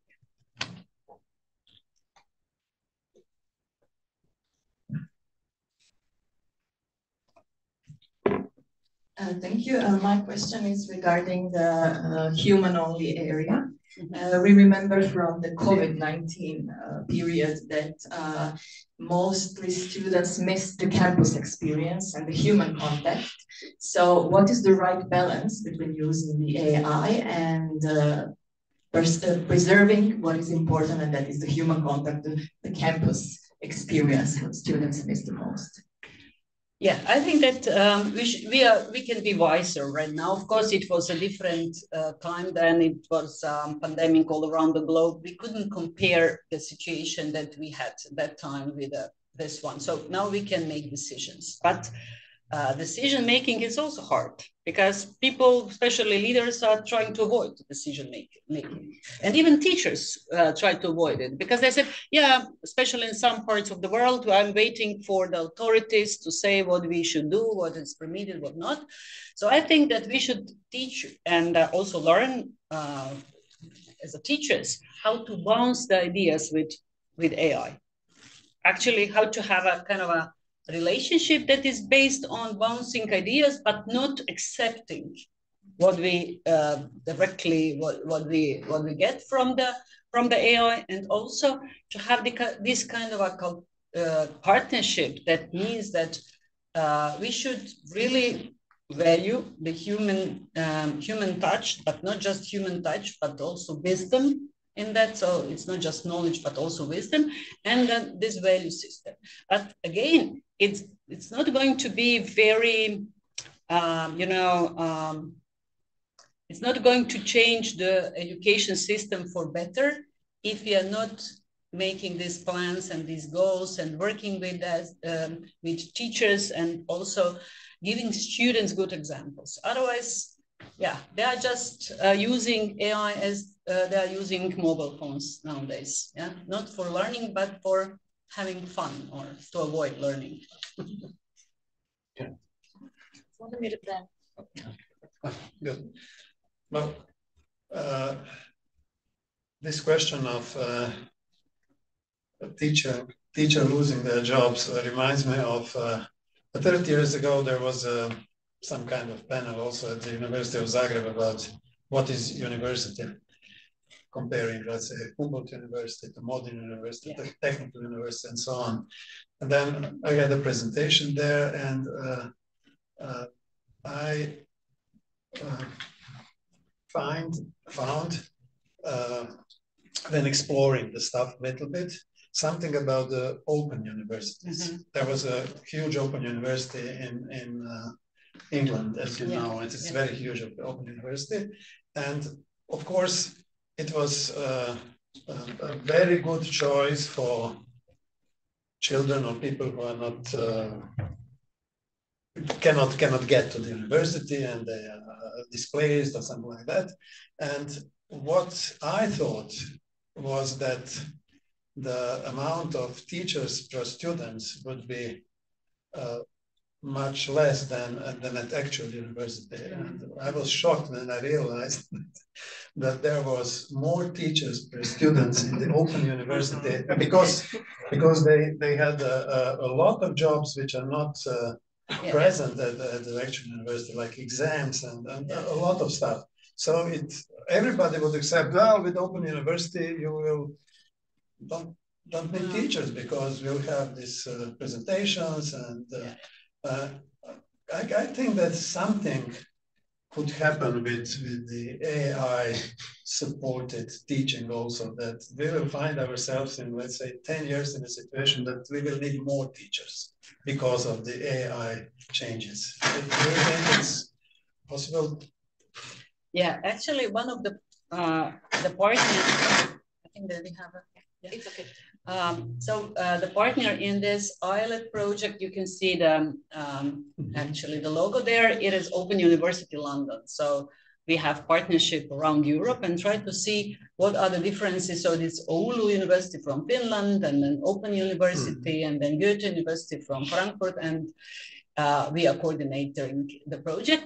And yes, you're right, because there, of course, not all the staff at the university are teachers. No. There are a lot of learning designers, curriculum development, all sorts of, and also people that are supporting teachers in their professional development. We are neglecting that. So I remember we opened at the University of Zagreb, I think it was 10 years old, Center for high-nation teacher professional development. And then when new rector came, then he closed the center. And now 10 years later, a new rector is now opening. So it's again a big news. It's opening the Center for Teacher Education. So this professional development is very important, and we also should support teachers, because it's not like that. Okay, we should support our students how to use wisely AI and so on, but also how to support teachers. That's the question, and that's actually very important imperative. And of course, I'm sure that we are not going to the number of teachers that we have nowadays are not going to decline, but the type of teachers, the competencies that teachers have, and especially approaches to teaching should be changed. So that is actually the issue. Yeah. We lost only 10 years. Yeah. Just 10 years. Yeah. What is 10 years? Hello. Hello, do you hear me? Yeah, okay. Hello, I'm Turko Tadic, so I work for Microsoft, and I wanted to share some insight on regarding the exams and competitions. So all the models have been thinking about, like, well, what are the benchmarks to show intelligence? And so one of the benchmarks that they set are like standard exams. So they've been like comparing themselves to an average student and how they did and so on.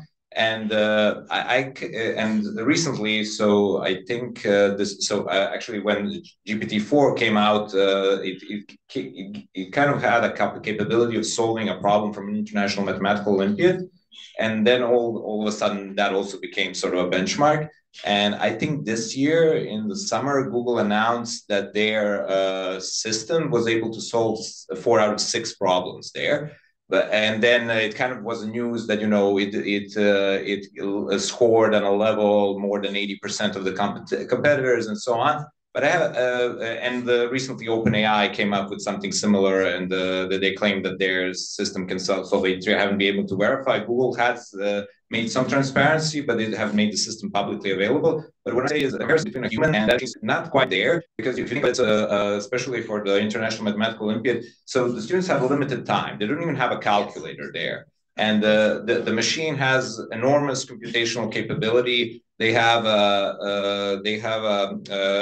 so they also have went through like more literature than this person has ever been able to. So I think it's more like a comparison of one student who's 18 years old and what he was able to accomplish by now, and like maybe 200 mathematicians who have been like working on this for like 30 years or something like that. So I think sometimes the comparison is not always fair when you compare a human to a computer. Well, it's not fair, but it's real. Yeah. No, I'm not disputing that, but also they did state that it took them 3 days, while these students only had, I think for one problem it took them 3 days, while these students had only like for 9 problems, the first 6 problems they had 9 hours. So that is a bit, the calculator is also more capable than me in summing up large numbers, but I still wouldn't say it's intelligent. Computers had 3 days.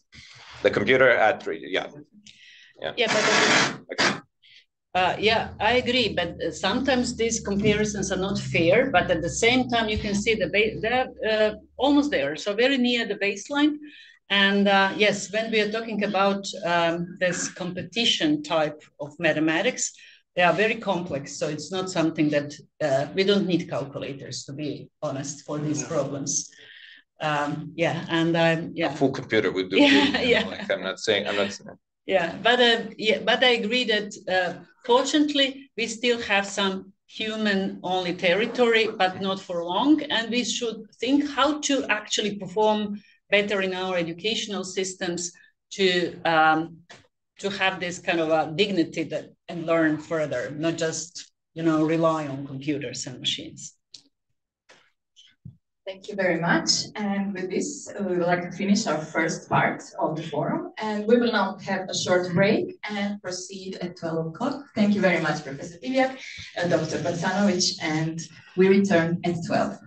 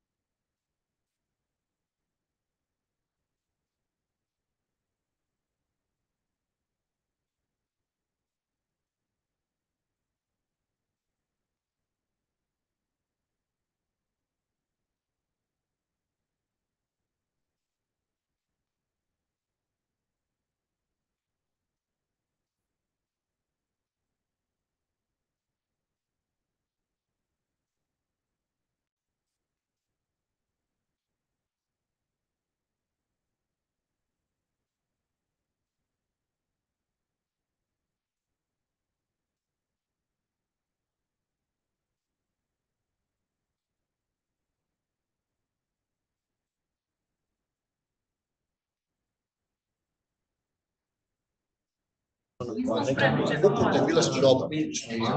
Dobre smo.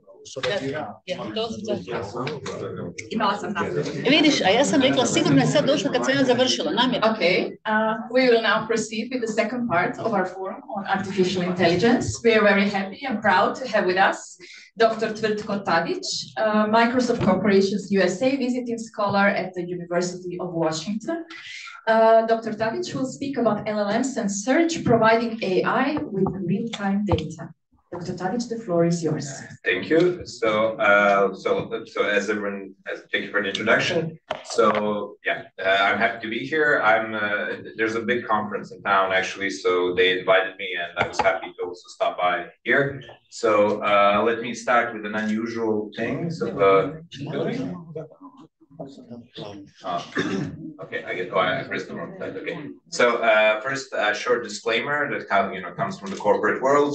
So everything I say is my own personal understanding and not necessarily it reflects the positions and views of Microsoft. So so don't quote me on what I say. Okay.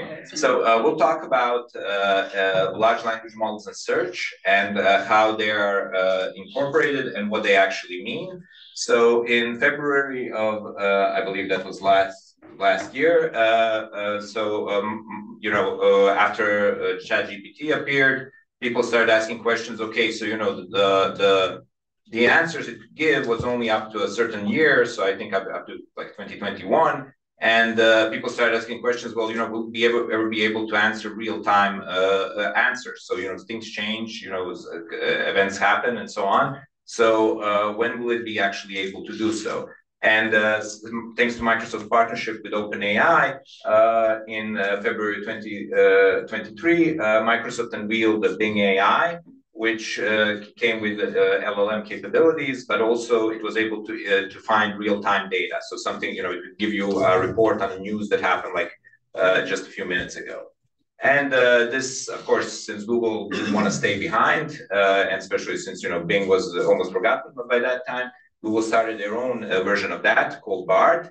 Both of these products now have different names that have been rebranded since. So Microsoft is Copilot, while Bard is Gemini. And and I'll be talking about that. But first, let me give you a short introduction about myself. So I'm a senior applied scientist at Microsoft. So I work in the Redmond office. So that's our headquarters. And I've obtained my PhD in probability at the University of Washington, Seattle, where I also am a visitor at the probability group there. And also, since we were mentioning Nobel Prizes, I have to, say a few good words about my alma mater. So the Nobel Prize in Chemistry, which was awarded to 3 people, half of the prize went to Professor David Baker from the University of Washington, and the other half went to the 2 researchers from Google DeepMind. So, and I had the opportunity to actually listen to him. He was doing some really interesting things when he gave a campus-wide talk. I got my undergraduate degree at the University of Zagreb, so it was in the mathematics department in statistics and computer science. Okay, so a bit about what I do. So I'm a part of Microsoft Search Assistant Intelligence Organization. So this is a division that provides search and intelligent solutions to Office 365 customers. And the solutions are based on Office 365 data while preserving privacy and confidentiality. And the current focus is on my M365 Copilot. So probably, this is an enterprise solution. So it's made for big companies that can pay for it. So the idea is that based on the data that the users have, so the big banks, hospitals, and things like that, to provide a ChatGPT-like solution, which would cost users, so users would have to pay $30 more per user per month.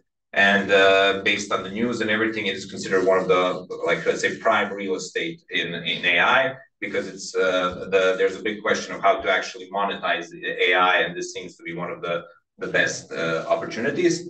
So I'll give a description what M365 Copilot is supposed to do. So it's a new language search interface with large language capabilities. And it has access to your data in Office 365, your organization's data in Office 365, and web data. And it has the capabilities to give you additional, you can plug in additional services, which I'll talk a bit about later. And so this is the rough sketch how the idea is. This is publicly made available, so I'm not giving any secrets or anything like that.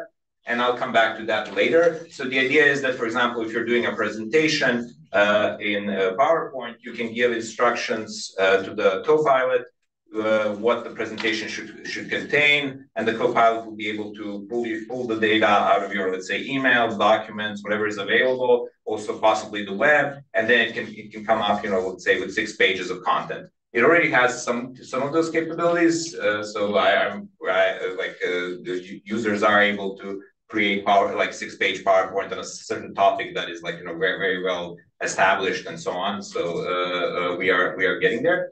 So I'll talk a bit about OpenAI and Microsoft's partnership with it. So OpenAI is a laboratory for the development of artificial intelligence, which is safe for humanity and useful. So it has 2 components at the moment, although they are probably going to switch that according to the news.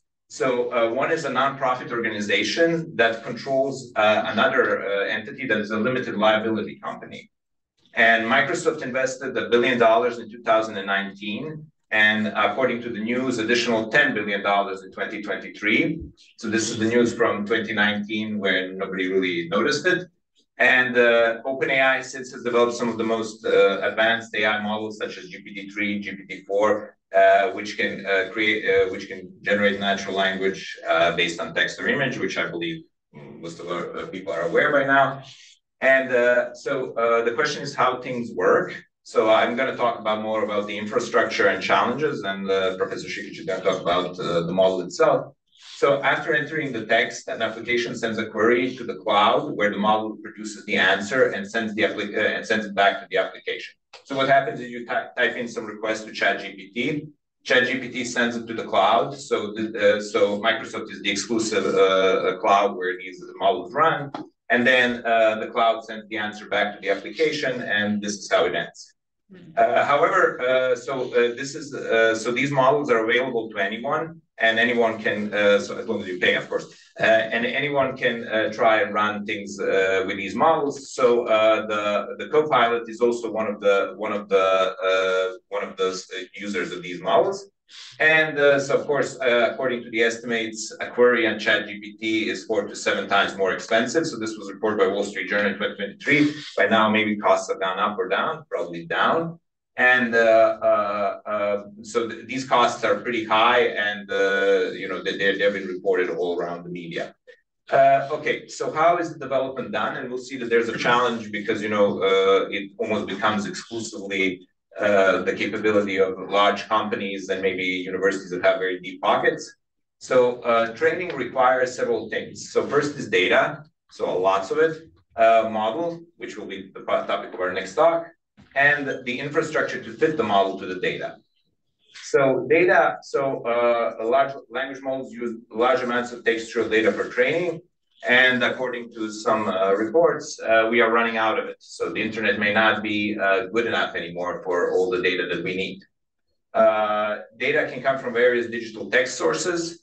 And so companies have also been signing deals with content publishers to get licensing for their digital data. So like some publishers have signed contracts with various IT companies to give them access to their data, which is not available on the internet. And the question comes, of course, also a lot of data out there is completely garbage and completely untrue. So how do we establish the quality of data? However, this is not something new. So search products have had this issue for a while. So currently only 2 companies index the whole internet. So that's Microsoft and Google. And the aim of the search is to give a reliable answer. And a lot of the information on the web is out of date or wrong. So here I have a question, who is the mayor of New York City? So I'm sure, you'll find many pages that will say that's Michael Bloomberg. And this needs to be up to date. And currently the mayor of New York is Eric Adams. And the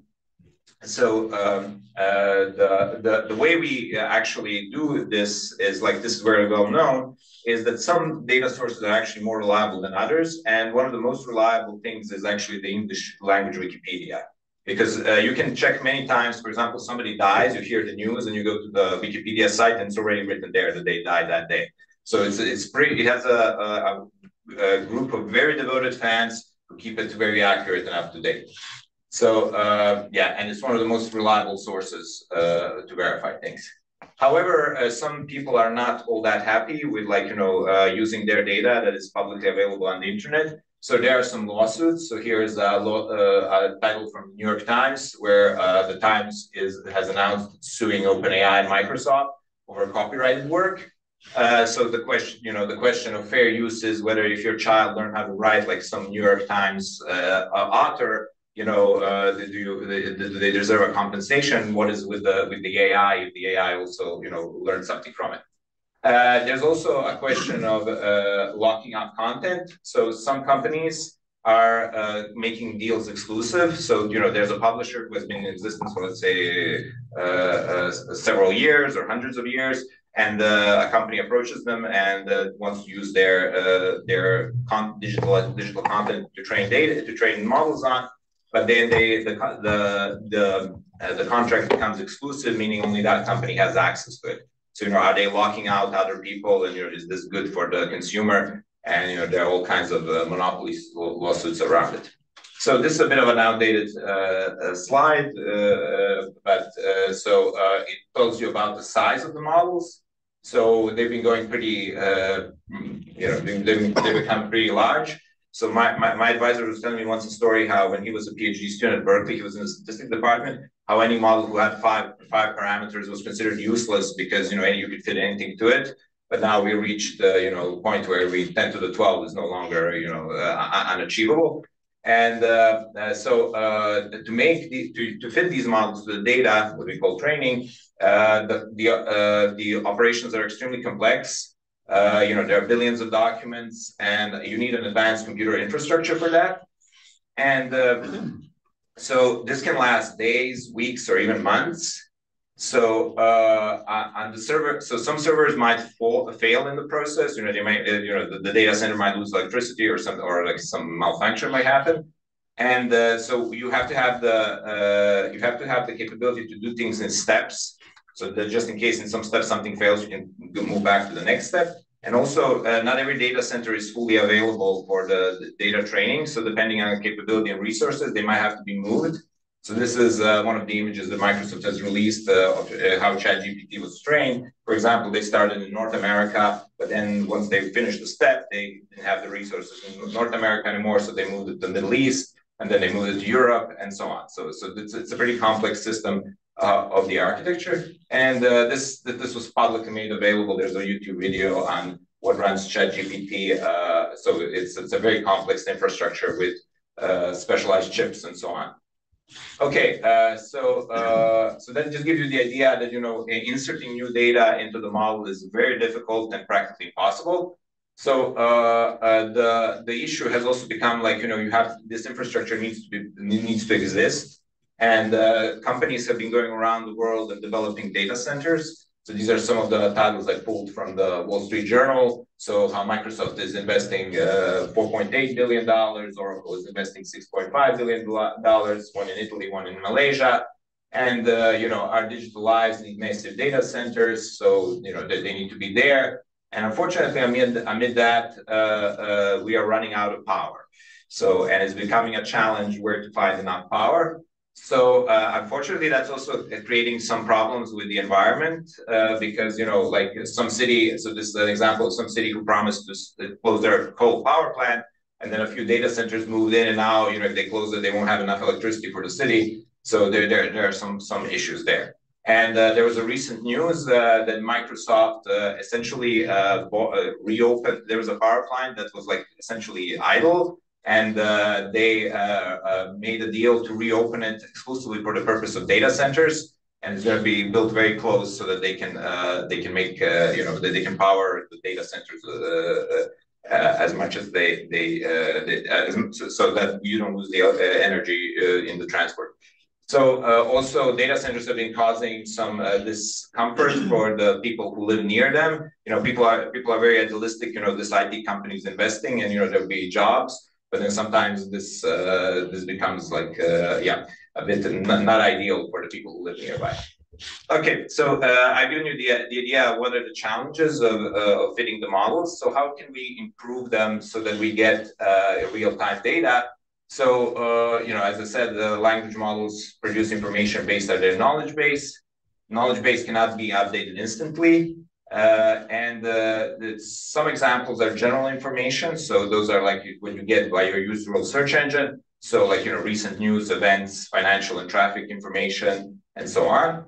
Others are more personal or organizational information. So for example, if an email arrived, that email needs to, you want it right away. And, you don't want outdated calendar and so on. So there's also a restricted information challenge. So everybody would like, that the model gives them their information. However, this information, personal and organizational information, is restricted. You don't want somebody else to have access to your email. You can't feed it. I mean, I don't think anybody would like ChatGPT to have their email so that, anybody can ask, what would you say, send on a day after or something like that.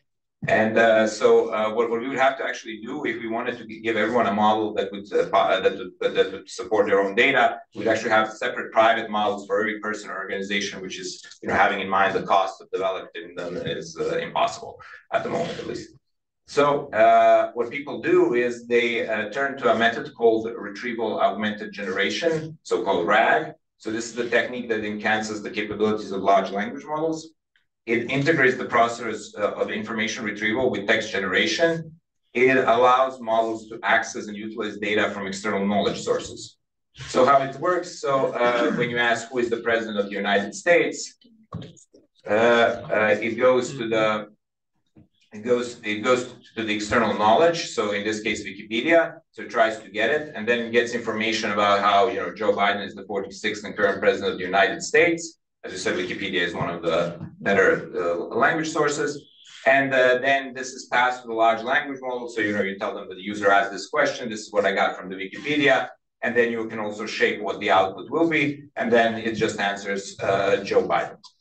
It also tries to reference the sources. So this is an example in the Copilot. So when asked who is the president of the United States, it says that it's Joe Biden when he took office. And then it provides two resources. So one is Wikipedia and the other is the White House webpage. Connecting to other services. So LLMs are specialized to produce text, but we can connect them to services that have other capabilities. So one of the things is like, math solutions have been out, systems for solving math problems have been out there for a while. So there's nothing preventing us from, the large language model identifying that, this is a math problem and it's, just a system to produce text. So it might actually pass the problem to someone else. And I've seen ChatGPT actually use some Python solver and actually giving you back the code for it. So I think this has been used to do it in the background. But Wolfram also announced a plugin with the Copilot and ChatGPT. So I think that this is something that's happening. Okay, and now hopefully this gives you a better idea of what the idea of the Copilot is. So it's essentially, that you can use to create your documents, emails, whatever you need, messages, with information that is available in your internal organization, on the web, and additionally, like, you can have some external services, for example, math, you want to plot a function or something like that.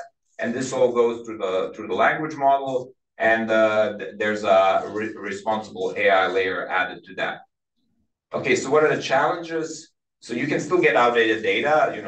As we will see, the model is kind of probabilistic, so it can still override what it got from an external source. And also there are hallucinations that happen. So here's an interesting example. Air Canada built a bot, essentially a large language model that connected to their service of reserving seats. And the large language model hallucinated and offered a customer a cheaper ticket than it actually existed. And the court in Canada ruled in the favor of the customer and ordered the Air Canada to respect the price that the bot offered, because it said that was I'm sure they updated their terms of services by now, but yeah, that was an early case of use.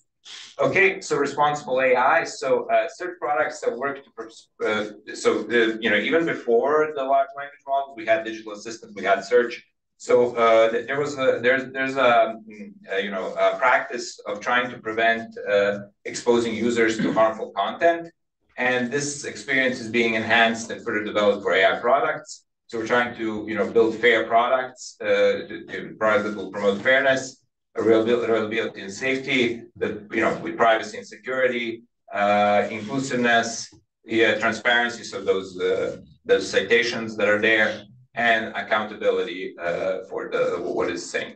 And there's a whole book that the company published, and I'm sure other companies have done it as well.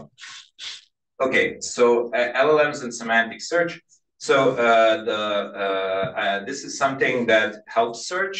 It's not since there are people, and probably some are expecting to show you some math. So this is a very, very nice example of how LLMs are used for search, but in a bit of a different context. So what semantic search is about is, so essentially, instead of keyword matching, word to word, people are trying to match based on the semantic meaning. So for example, cat and kitten. So if you're searching for a cat and your documents contain a bunch about kittens, you want those to be surfaced, not the ones about dogs. Or for example, if you're searching for a woman ruler, you have a bunch of queen documents. So, you want that to surface. So what it does, it utilizes artificial intelligence to interpret natural language more accurately, and actually interprets text as vectors. So it's a vector search technology to encode information into vectors and compare them for relevance. So what large language models do, so based on so it can turn sentences, words, or tokens into vectors that capture their semantic meaning. So these are learned during training to grasp relationships between words and synonyms. So this is, an object gets passed in, and then you get a vector out.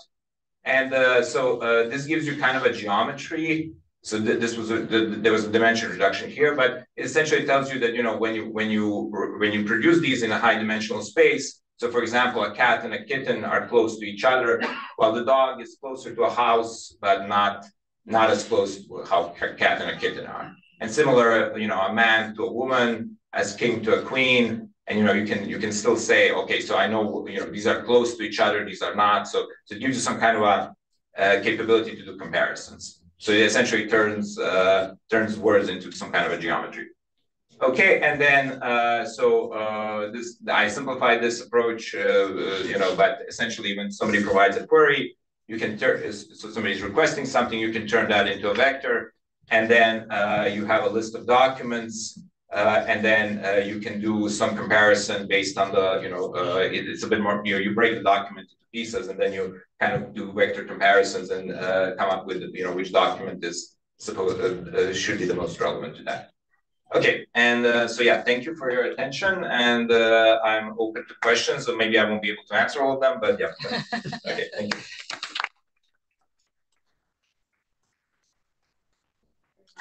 Dr. Tadic for this impressive and insightful presentation. We see that in contemporary society, the right information becomes power, becomes a tool, the right information at the right time, and becomes a tool also to as in hybrid attacks, in hybrid warfare, to dominate the opponents, to dominate the competition. So also these search technologies become more sophisticated, and having the right information at the right time becomes really a power in contemporary society. Thank you once again. Are there any questions to our speaker?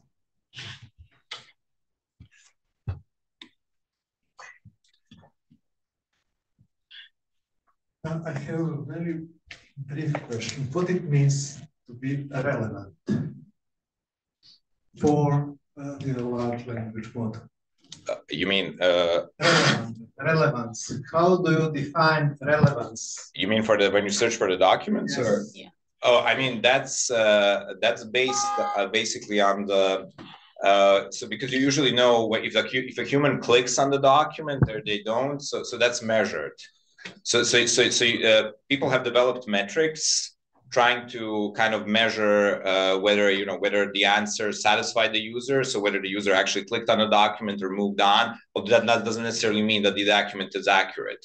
But now, even with large language models, you can also do some comparison and say, okay, whether this query actually what the user looked for we could potentially grab the document and then say, okay, tell me whether this document is what the user was looking for. But it's not an easy question, but it's kind of based on empirical measures and satisfaction of the user. Okay, so thank you. It was very, very useful to hear from you all these sorts of, also plans, not just the state of the art. And I have a question because, when we talk about large language models, we are just very often forget that they're actually probabilistic in nature. And that's what I usually try to explain to my students, that if they are trying to solve a problem with the help of some of the models, even it is not a calculator. So, and people actually sometimes forget that the large language model is not a calculator. So it's one of the very important issue, I would say. And also it limits the usage. But you said that now it's going to be integrated with some Python embedded stuff that we are not concerned about the accuracy anymore. Okay, so am I on? Yeah. Okay. So this still remains. What happens is when somebody passes a query, the large language model can we can interpret what is that query for, and then we can tell, okay, so this, like with high probability. Of course, everything comes with high probability, so there's always a chance. So what happens is there is some understanding that the large language model tells us, okay, this person is trying to solve a math problem. And then what can happen is that it gets translated into some kind of a readable algebraic sentence, and then potentially it can be passed to a math solver. So when I look at, I was trying some problems on ChatGPT, and what happened is it gave me an answer step by step to some algebraic problem, but also provided me with the code. And my understanding is that they pass that code to that solver, so it's not solving it on its own. Yeah. So, but there's still, it can still misinterpret. I had to give you an example, I miswrote so we were writing this paper in two different parts and had a notation problem, and we wanted to replace a letter R with a letter A, and then I tried to give it to the large language model with the instructions to do it. Boy, I've seen a lot of stuff happen. It wasn't that simple as it seemed. It can take a life of its own, because there's some probability that it will go on a different trail. So I don't. And by the way, I think people are not even aware that it's working on a probabilistic principle. Right. That's right. It's very important for students when we are explaining that. Any other question or comment?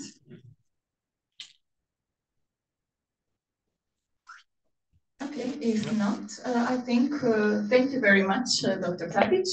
We will go on with our last but not least speaker, our Pugwash Croatia president and World Academy of Art and Science fellow, Zvonimir Šikić from the Center for Logic and Decision Theory of the University of Rijeka. Mr. Šikić will speak about ChatGPT and how does it work. Well, thank you very much for the introduction. I will end my presentation with rather philosophical questions, but I had to start it much more mathematically to give some substance to these end questions. So let me see. So the idea is to explain in a simple terms what is ChatGPT. And I think that most of you know the basics about the surface appearance of the ChatGPT. You can ask whatever questions you like. It could be a factual question, like what year did Biden become a president? Or it could be some so-called deep question, like what is the meaning of life? And you will get some answer, of course. And as you know, it is used for many things. I just had a few of them here: coding, composing music, summarizing articles, and so on. And it has some very nice properties. It easily copes with routine tasks, and it is available all the time. communicate in many languages and so on. You know all of that, I suppose. But also it has some limitations. The answers sometimes seem shallow and without much insight. It can use some words excessively. And I think that the stuff you already know. So how does ChatGPT work? Let's see an example. I put a query, what politics can be, and here is the answer. Politics can be a multifaceted and significant part of society, shaping many aspects of lives, and so it was quite good answer. If I put it to a human being, I would be very satisfied with the answer. And it finished like it's through politics that we navigate the complexities of our diverse society, seek to address challenges, and work towards a better future for all. So quite a good answer, I would say. So how did ChatGPT generate the text? Well, it started from the default politics can be, and then generated a reasonable word for word follow-up. That's important, word for word. So by reasonable follow-up, we mean that it is generating the next word as the one we expect to be written by someone who has compared the previous text with a huge number of text on the web pages. So it's sound rather banal, but just to give you an idea, when ChatGPT generated the text, politics can be a multifaceted and significant. So the next word could be influence, determinant, platform, part. Actually, it was part, tool, deflection, and I verified this by asking it. So I got this answer, and it used the part. So there is some probability, of course, implied in this choice. And it sounds almost incredible, at least to me, that ChatGPT produces meaningful text in this conceptually, not practically, as you've seen at Turco's exposition, but conceptually really banal way. It asks itself again and again, given the text written so far, what should be the next word? And simply add this met word. Sorry, I missed this about tokens, it's not so important. So ChatGPT more precisely assigns to each word at each step the probability of that word appearing as the next word, and then choose the most probable, but not always the most probable. This is some other question, but it is based on the probability of the next. And how does it calculate the probability of the next word? If you have some introduction to probability theory, you can understand this, but it's not very complicated. But it uses approximately 40,000 English words. It's a huge vocabulary, actually. No human being, I think, is using this huge vocabulary. And the corpus of the internet contains approximately 400 billion words, maybe even more nowadays. It was an old estimation. So each word in that corpus appears on average 10 million times. If you divide, you just divide this 40 billion with this 40,000, then you get 10 million appearances of the word in your corpus. And this makes the frequency of the word, let's say first word, a very good approximation of its probability, because you have a huge amount of data. So, but then if you ask what is the probability of the second word, so if the third word was X, what is the probability that the second word will be Y? So to calculate this probability, you have to divide probability of the pair XY by the probability of X. So in addition to the probability of X, you need the probability of this pair. Well, we have a vocabulary of 30,000 words, so there is 30,000 times 30,000 pairs. It's 1.5 billion pairs. So each pair will occur in your corpus approximately 220 times because of the corpus has the number of words, as I said. And this still makes the frequency a good approximation of the probability. But what about the third word? So what is the probability of the word Z if X and Y were two first words. So what is the probability of triple X, Y, Z divided by the probability of pair X, Y? And now there is a 64,000 billion triples. And this is more than 150 corpuses you have. So using frequency is no way to estimate probability of the next word because you have too much of these triples. And so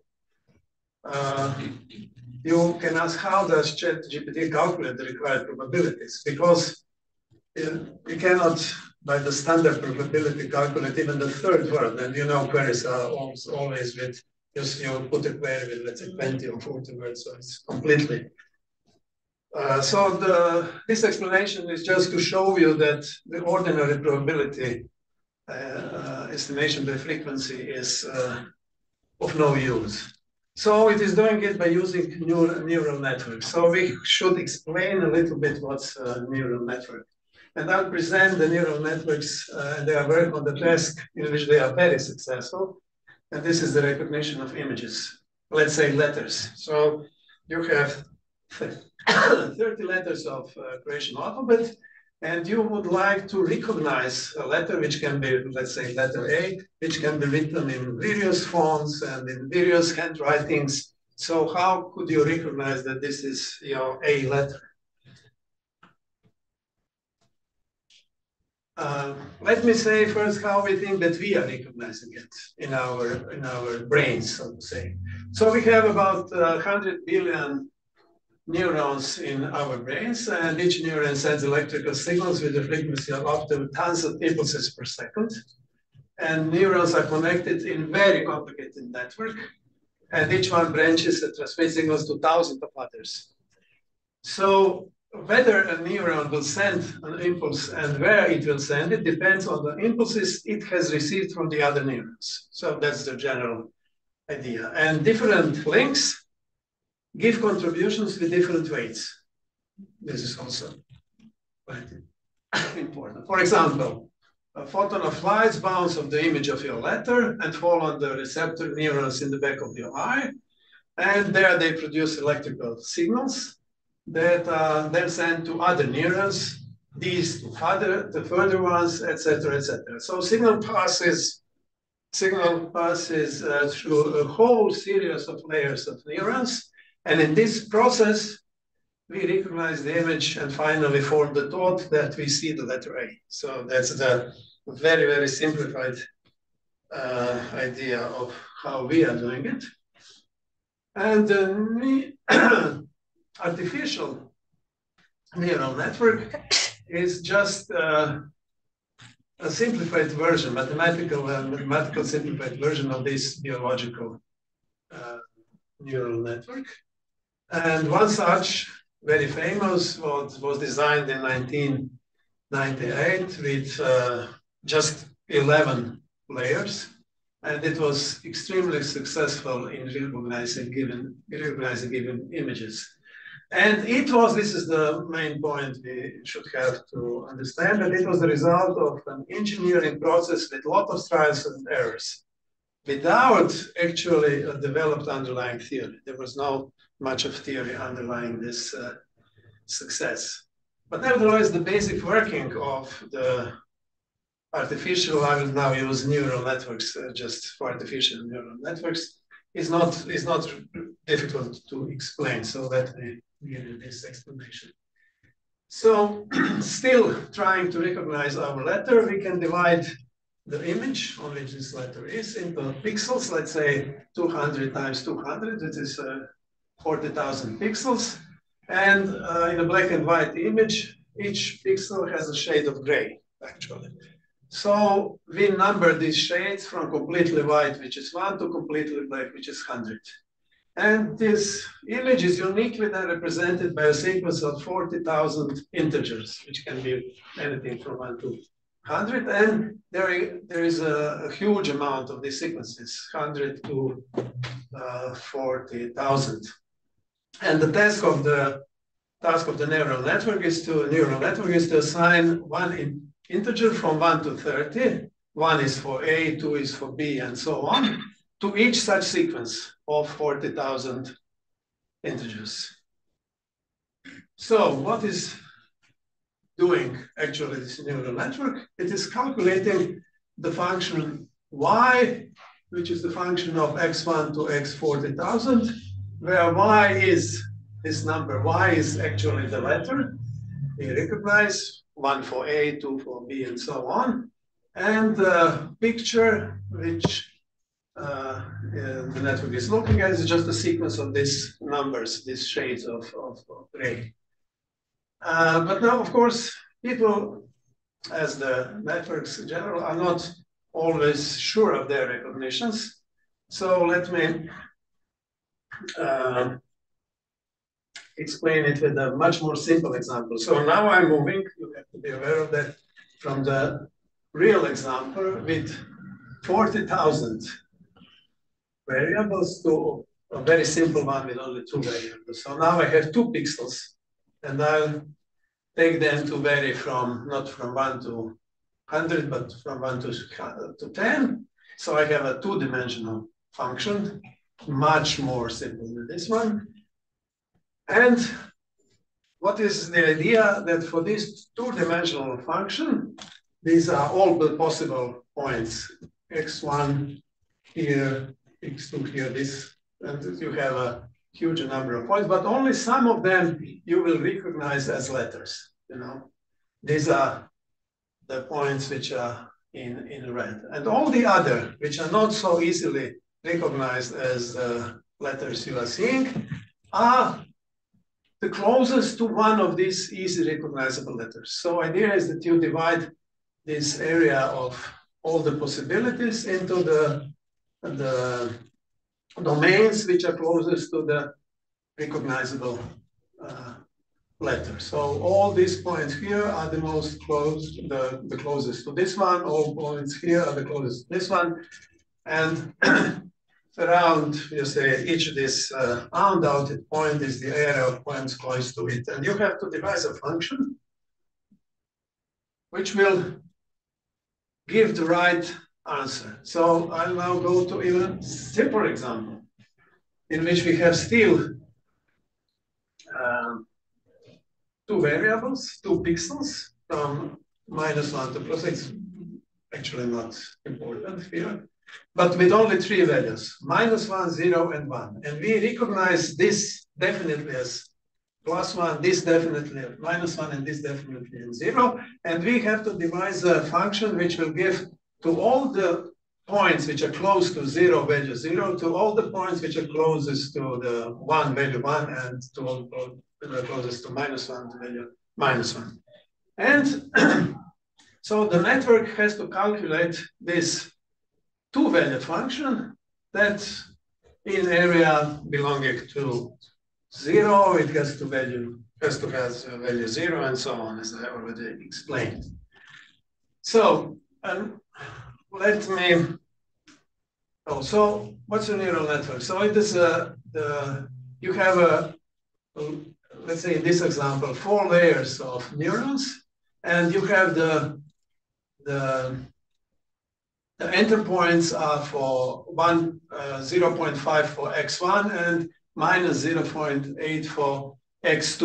And then you send with some weight this 0.5, you multiply it with a weight, which is characteristic for this arrow, and send it to this neuron. And from this neuron, you multiply this value with a weight, which is characteristic for this arrow, and send it here. And so you get another number, which is this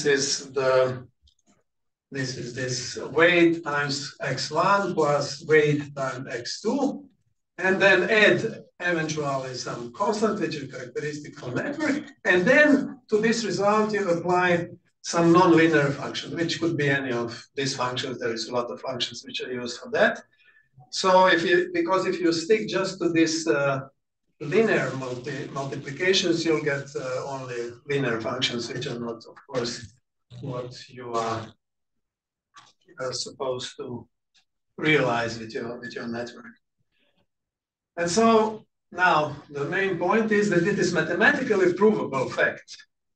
This is called the universal approximation theorem, that every function from a very wide class of functions can be well approximated in this way. So whatever function you have, you can find neural network, which will with appropriately choose these weights. You'll get, when you put inputs, you'll get the output, which is the output of this function. So this is the so to say, the main mathematical part of this idea. So let me give you here an example. If you, for example, use this very simple, so now 0, 1, and -1 are to make an easier presentation, such as beige, burgundy, and blue. Then if you have this very simple neural network, you can find weights which will turn this, which will represent a function which is represented by this color. So it is really beige in the area you need it, and burgundy here and blue here, it's all right. With a little bit more neurons and weights, you'll have a better, and with these 4 layers, you'll get almost excellent function with appropriate weights. So now the problem is how you find the appropriate weights. So let me summarize a little bit. So each image is a sequence, remember, a sequence of numbers. Each image description is a number, and what is neural network doing? This computing this y as a function of this axis.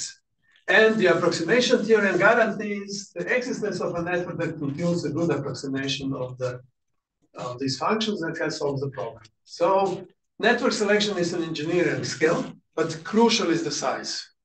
I could say that if the neural network is big enough, then it will do the task. Now the big problem is how to determine the weighting factors. So by training a neural network, what does it mean to train a neural network? So we don't program. I think that maybe skip this. So, for example, you have to approximate this function. Very simple one. Now I'm turning just to look even simpler function. This is just a function with 1 argument and 1 value. So there is 1 input and 1 output, even more simple than this with the 2 in the previous example. So this is this function, and I have to find a neural network of this architecture. So I have to find these weights in such a way that it will give, for this value of x, it will give this epsilon. For this value of x, it will give this epsilon, y, and so on. So if I put some arbitrary weights, let's say V1 to V19, so I arbitrarily put these weights, then I will generate a function like this, which is far away from what I want. I want this dotted function, and I get this one. So what is the error? Error is the measure of this area between what I want and what I've got. So this area here, and this little area here. And this area, which is the error measure, is called loss function. And it is the function of, it is the function of these weights with which I started. And I'm adjusting weights in such a way that I am going from W1 to W19. I'm adding delta W1 to W1 and so on. So I'm shifting to another distribution of these weights. And how am I choosing this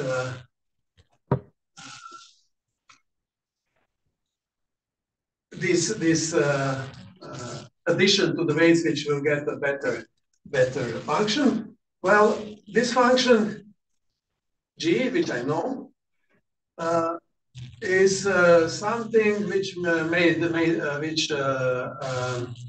calculate my error, and I would like to ensure that it is that these additions are making fastest fall of this function, because of what I want this error to go to 0.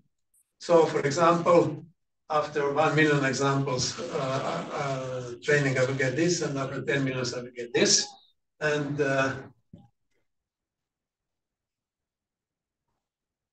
big breakthrough in deep learning took place in 2010, when it was discovered that it is easier to minimize this error function G with many ways than with few. The reason is that in spaces with large dimensions, there are much more directions in which we can move, and then there are in the space with a small dimension, which is mathematically understandable completely. So let me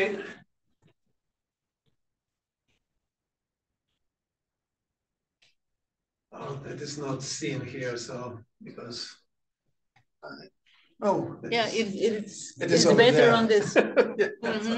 But I can skip this. I can return to this later.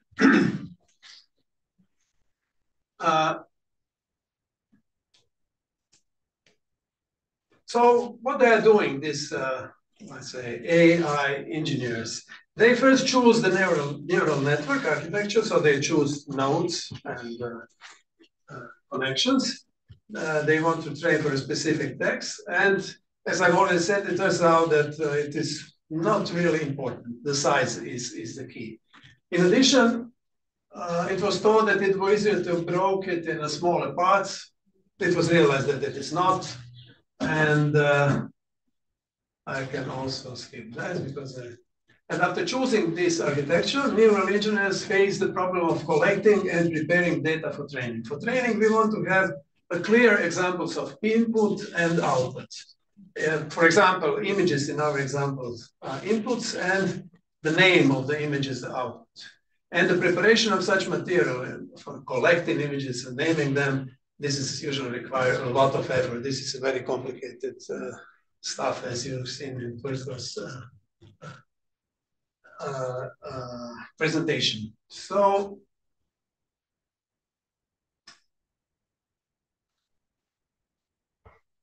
this I'll also skip.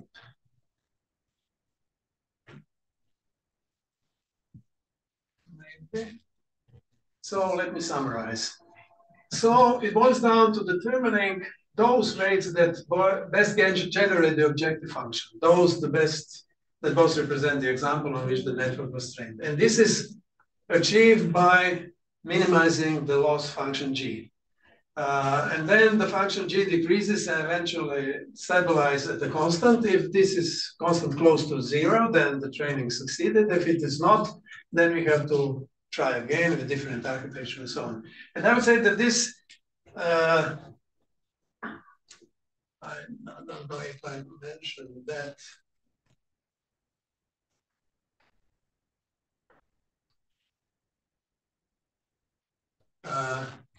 This decrease is also given by how to use this delta W's to go to the next level of the training of the neural network. It's also done with some quite uncomplicated theorems of infinitesimal analysis. It's something that you learn at your second course calculus. So where is the gradient which will move you the fastest to the 0. So it's also not mathematically complicated thing. Now, so let us go back to ChatGPT. This was just a general explanation of neural networks. Well, ChatGPT is also a huge neural network. Its architecture is the result of tricks of trade, but the basic thing, which I'm not going into, but the basic is that it has, for example, GPT-3 had 175 billion links, and you've seen at Twerko presentation that now they have, this is the order of magnitude of 10 to 9. Now we are at 10 to 12, as you already seen. So it is rather outdated. And its goal is to extend the text in a reasonable way, which means based on the examples it saw in training. Training, what is the training in this particular example? It is showing text from billions of pages on the web. So each input is a piece of text with the next word hidden, and output is the hidden word. So data preparation is, let's say, simple in connection with the preparation of images in which you have to invent what is the name of every image, which is here is just the next word. And weights are described and determined in the manner which was already described. So most of the work in training is showing to the network huge amount of text. And further, as soon as it finished the training, it is ready to generate its own text. Then it is not always very human-like, so there are some other trade of art which will make it even better. I'll skip that. And finally come to the main point of my presentation, and this is posing and asking some philosophical questions, as I said. So what can we conclude if we relax a little? So I'll be very relaxed here. I'm some kind of futurist here, so I'm not very rigorous, and so it's just free thinking about the problem. So let me start with what we all of us understand, that language is considered the most important human characteristics by a lot of people. But dualists, which think that there is not only matter, but there is something called soul, or whatever you like to call it. So that brains cannot be the sole source of language and thought. There must be additional spiritual elements responsible for these miracles. So, but even as we have seen, an artificial neural network of similar size as our brain is, generates something that we hardly distinguish from human language in a lot of cases. Maybe it is not language, maybe especially it is not thinking, but it is something we didn't expect. I think that nobody expected, let's say 20 years ago, that we will have such a good artificial language model as we do have nowadays. But I would say that this is a reflection of one ubiquitous phenomenon, that computational processes generally lead to incredibly complex systems, even when their underlying rules are extremely simple. That's something we should understand. Let's say, I don't know how much of you is aware of the fact what the Turing machine was. The Turing machine is something which compute every computable function. So for every computable function, you have a Turing machine which computes it. And the rules of Turing machine are extremely simple. So you have some very simple rules which are incorporated in every particular Turing machine, and it can compute whatever is computable. So you have this idea that computational process can be a very complex system, but the underlying rules are extremely simple. Or if some of you are acquainted with sometimes something called Conway's game, a lot of people have played with the Conway's game, it is even simpler. You have 3 rules which are extremely simple. And with these 3 rules, you can generate extremely complex situations. By the way, you can generate every Turing machine. So whatever is computable at all is computable with the machinery of the Conway's game. So with even simpler rules. So my question is language at the fundamental level simpler than it seems? Because we thought that computations are very complicated, and then we realized that they are not. That they are very complicated when you go to the surface computations, but at the basic levels, they are quite simple. So the question is maybe the language at the fundamental level simpler than we thought? Maybe is that the reason that the banal structure of the neural networks, not banal in this sense I explained, successfully captures at least part of the essence of human language. Maybe that is the reason.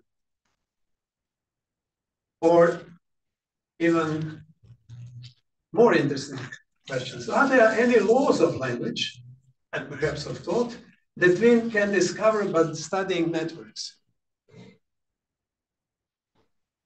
Simple laws, which are on the basis of every computation, maybe also on the basis of every language.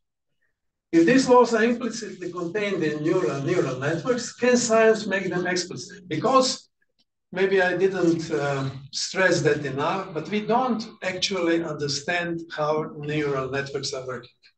So neural network is a kind of black box, actually. So we have there is a trade of art. There is some general principles we know, but it is actually engineering phenomenon. So maybe we can better understand this working and internal structure of these neural networks, and is it possible that can science make them explicit, and can then understanding of the workings of these large language models help us to understand the working of the human brain, at least in some sense? Of course, you can say that in both cases we have a neural network and some results generated by them, which are almost impossible to distinguish, which was very surprising to all of us. But of course, there is a difference in the hardware of the brain and computers, and it also results in many other differences. So I'm not saying here that the brain is a artificial neural network or something like that.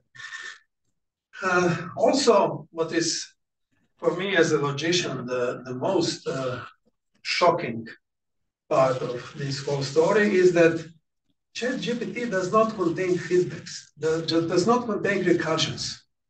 If you think about computational systems, if you don't have a recursion, then you actually don't have any interesting, in mathematical sense, interesting computation. So ChatGPT is doing all this without recursion. It is mind-blowing for me.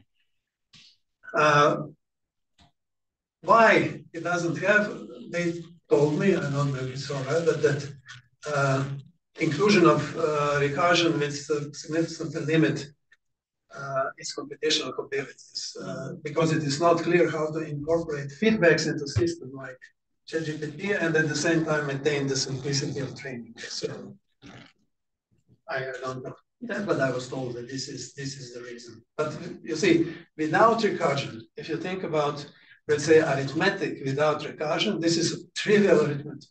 This is something which is decidable. This is something for which Gödel's theorems are not valid.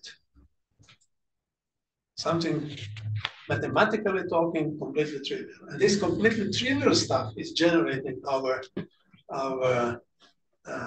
answers to the queries which we cannot differentiate from human answers. Completely shocking.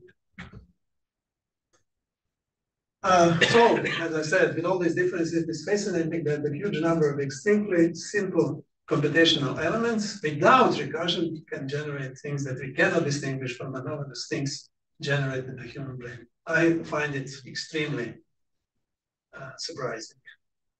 So it does not mean that we have a faithful model of the human brain. I have to stress this once again. But we have a simplified and very instructive model of something which generates answers which we cannot differentiate from human answers. And that's very interesting. And I can say also a general point that models are always simplified and they are always difficult to directly apply to the real world. So it's not something specific for large language models. It's always like that in science. So I think that this exact mathematical results of these simplified models, if we one day find them, because we don't have it nowadays, I think they can show us that some of, at first glance, unimaginable ideas are nevertheless imaginable. In our case, that something as simple as adding word by word generates something which resembles human language, and maybe even realistic. And so maybe this model is not very close to the brain, but I think that these results build our intuitions and thus help us to start looking at reality in a new way, which is almost the most important thing in science. And in a way, it offers solutions that were unimaginable yesterday and may turn out to be true tomorrow. It was completely unimaginable, for me at least, that something which does not include recursion can be so powerful. And we see that it is. So we have to think maybe in a novel way about these things. So as far as I remember, this was my last slide. Yes, it was.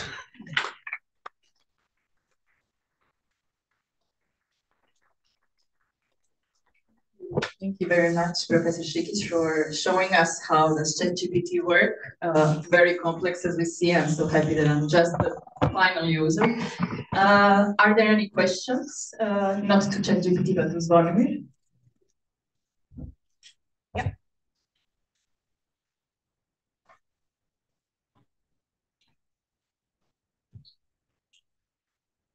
Yeah, this is maybe also too critical, but like I'm just maybe it's like an abstract question. So, but I'm thinking like with data, it's kind of like you can do kind of with enough data, you can kind of do everything. And then I'm thinking because like you saw those AI robots, if they play chess 10 times, they lose. If they play 1 billion times, they probably are unbeatable, right? And then I'm thinking of like the biggest difference that when we're talking about AI is always like, and humans are always like this emotional system that we have, right? But like then I'm thinking as well, like the humans, we have a system. I mean, when you're hungry, you eat. When something bad happens, you get sad. Those things, can you kind of replace it with enough data? I'm guessing kind of you can create something similar into an AI.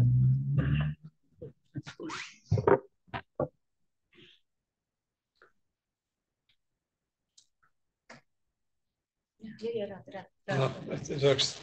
No, it doesn't. Oh, I see. Should be. Right. Well, of course, I don't have an answer, but I don't see in the near future that emotions could be implemented in the AI. But I would like to say that there is, you are acquainted with the work of Damasio? No. Well, he's a philosopher, neuroscientist, whatever. Well, what he has shown, and it is a rather old result, I would say it's 40 years old or something like that, I would say. Well, what are emotions responsible for? And what do we need our emotions for? And it was not clear before his experiments and explanations that without emotions, we cannot make decisions. We are not making decisions as we usually think, that we rationally think about something and then we find what is the best solution and then we make a decision. It's not like that. Decisions are always emotional. And he had this phenomenal example of this, what is Phineas Gage? Phineas Gage. Phineas Gage, yes, that was the worker on the railway, and he had his some kind of brain stick brain go through his frontal part of the brain, and he remained completely rational because this frontal part is not included in our rational deliberation. So he could work, he could argument, he could talk. So everything was all right with him, but he could not make any decisions. He would say something like, well, do you think that we have to do this? And they would say, well, we can do this and it will be better for them if we do that. And then he could do a huge amount of arguments. And he was very good at argumentation, but he could not make decision. Because for decision, you need emotional trigger, actually. And then that was the first well-known case. But then Damasio and a lot of other people made a lot of experiments. And it turns out that emotions are not what we thought they are. So the most important aspect of emotions is that they make us decision makers, because without them we cannot do that. And I think this is the in this sense, when I said that I don't think the AI will, but at least I don't see it at the moment, include emotions, and so they could also maybe at least the way we are, they cannot be decision makers, because this is what we learn from our human brains actually. So maybe this is some half an answer to your question. I can just yeah, of course. So yeah, it's okay. Do you hear me? Okay. So there was one example that came up. So when Bing AI first launched, it was the first that had GPT-4 on it, and there was a New York Times journalist that spent 2 hours, 2 hours talking to it, and at some point the engine said to him, "I love you." And then he said, "But I'm married." Yeah, but you don't like your wife, leave her. And also he said, "I want to be alive," something like that. But that was after 2 hours of it. They later limit, so you can now only talk 30 times to it. But yeah, but I think it went off the rails. But nobody knows really why, because it's a so complex system. But that's the only time I know that that's something like, because they're mostly made to produce text and just simply give answers and that like that. But yeah. Yeah, that's all.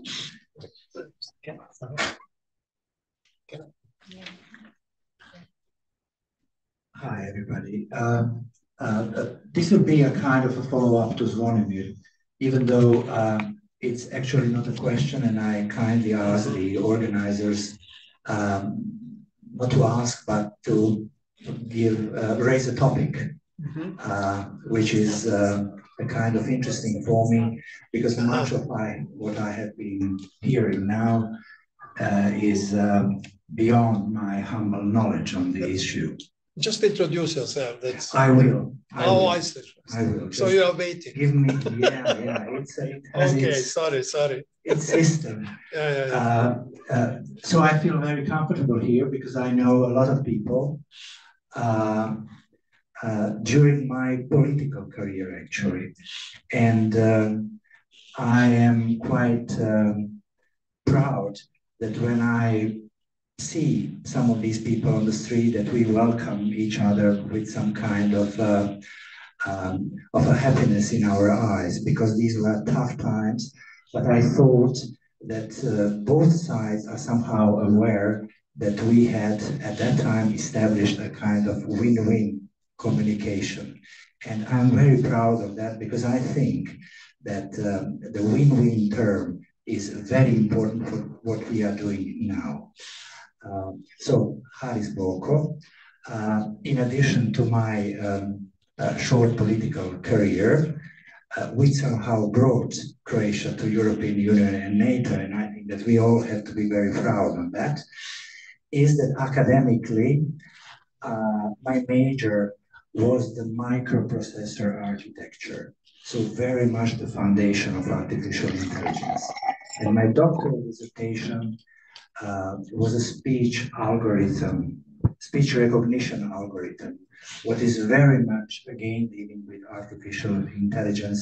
And we shall just be shifting from a written communication to a verbal communication in all kinds of machine learning and artificial intelligence communication, which again has to be a win-win communication. So after this career, I went to Harvard, and particularly Stanford is important because Stanford is very much related to business, to new endeavors. And I had a privilege being part of many startups dealing with artificial intelligence, and most of them, if not all, are located around Silicon Valley. So I had a privilege somehow following this whole procedure. In addition to that, I was for many years a dean of a pretty large international MBA. teaching strategic management, which is like the anatomy of business. But over the last years, I'm much more involved in emotions, trying to explain the emotions and decision-making process for the reasons you mentioned in your last words. So what I wanted to raise is what is the humans, the man's greatest discomfort in our lives? What is somehow preventing us to go further? And the answer is fear. Fear is the most fearful emotion.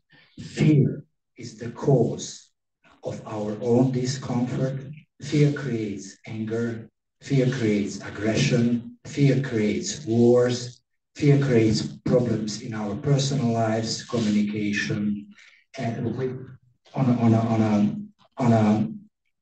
a personal level, but also on a nationwide level, on a global level.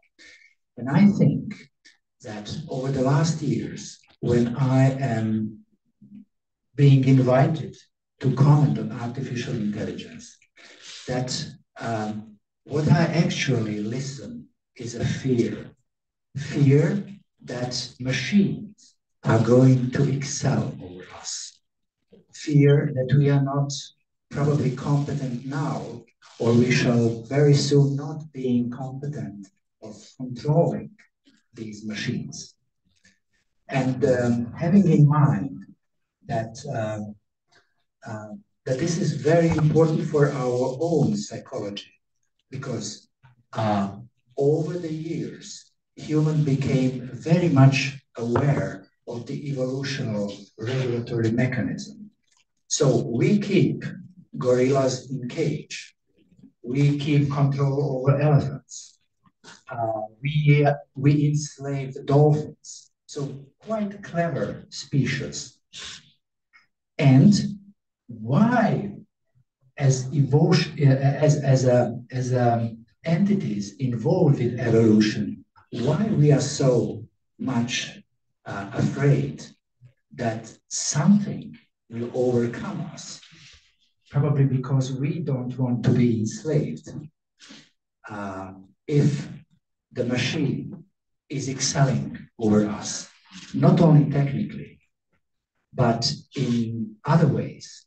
I was always wondering if any machine learning process would allow for the war in Ukraine, would allow, again, if we would have to encounter with this war, would we open another front with Putin, as in the Middle East now?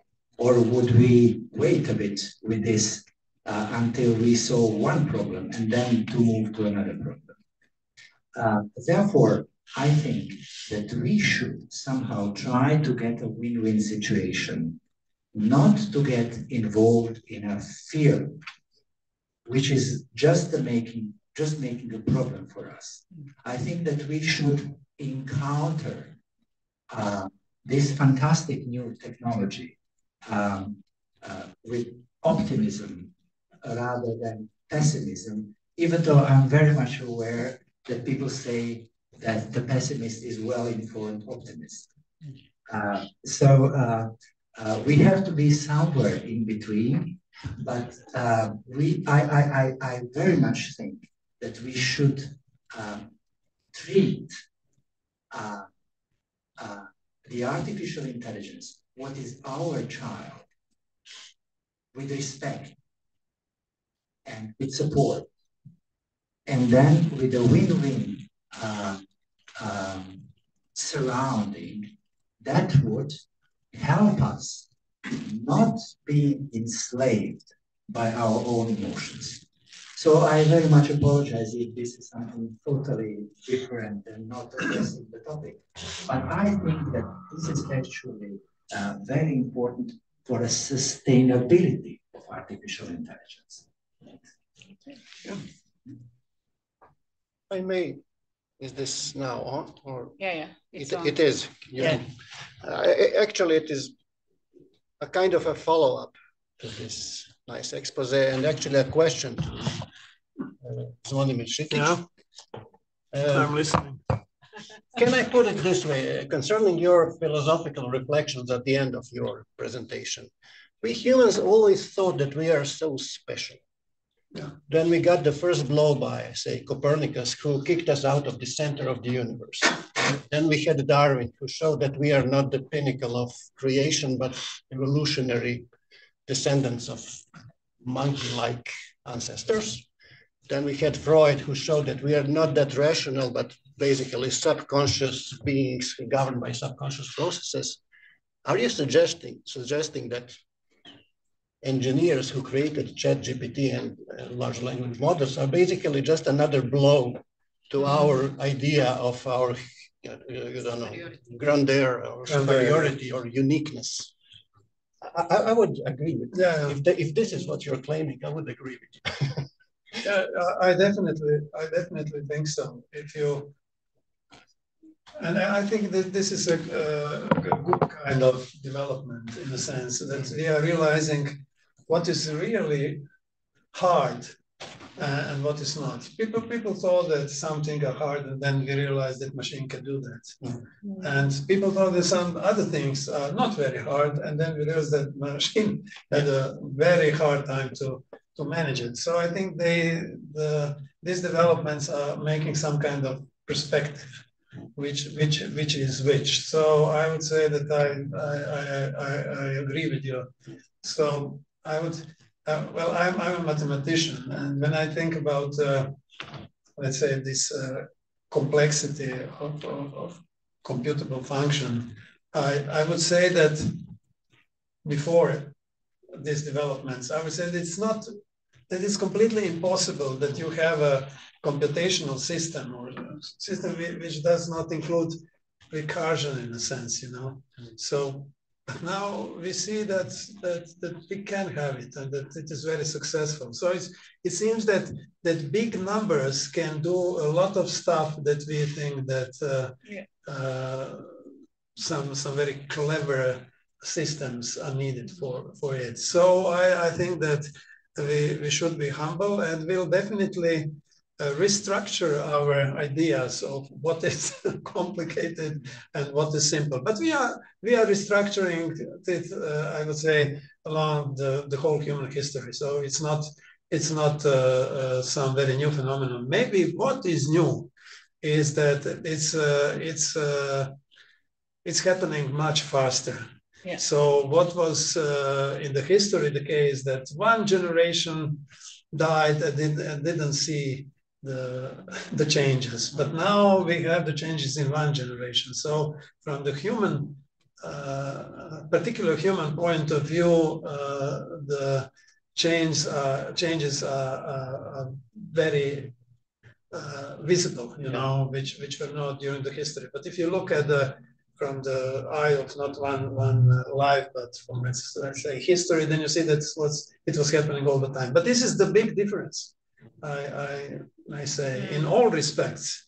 If you think that even let's say just a simple one, you cannot have one job during your lifetime. You have to qualify for several jobs. That was unimaginable hundreds of years ago. So we have this fastening of everything. I would say, and the people who are working like our friend from Microsoft in this area, they know that this is really going very fast. That we cannot. I couldn't expect that as a mathematician. Let's say if somebody told me, let's say 15 years ago, I'm a logician, a mathematical logician, that something without recursion can be very complicated. I would say, no, it's not. It's impossible, because if you don't have recursion, it must be simple. But now I realize that you have a lot of stuff, then it could be. So we have to be prepared for everything, I would say. Okay. Any other questions or comments? If not, is Academician Schlaus with us? Yes, he had to leave earlier. So thank you very much for your to the audience, to our speakers. Thank you for coming. Thanks to the audience that was online. And with this, we would like to close this forum. And Zvonimir, you have the privilege to close it with final words. Yeah, okay. Well, I think there was a lot of interest for this topic. So it seems that we will have another session in February. Yeah. So because a lot of people told us that they were not informed, that they want to know more, and they want also to participate. So I think that we'll have another session of this in first part of February, I think. So you are invited, and of course we'll send invitations, and I hope that you'll come. Or at least if you are not coming, you can follow it as people were doing this session on the it was YouTube or what, I don't know. YouTube. On YouTube, yeah. So there was people on YouTube who are following us here. But I prefer much more that you come here, because it's much more intimate, and there is this. But because there is this direct communication. Because I had enough of this kind of remote communication during COVID. So I think we should. For emotional reasons. For emotional reasons, you know. There is no decisions without emotions. Yeah. So thank you very much for coming here, and hope I'll see you in February.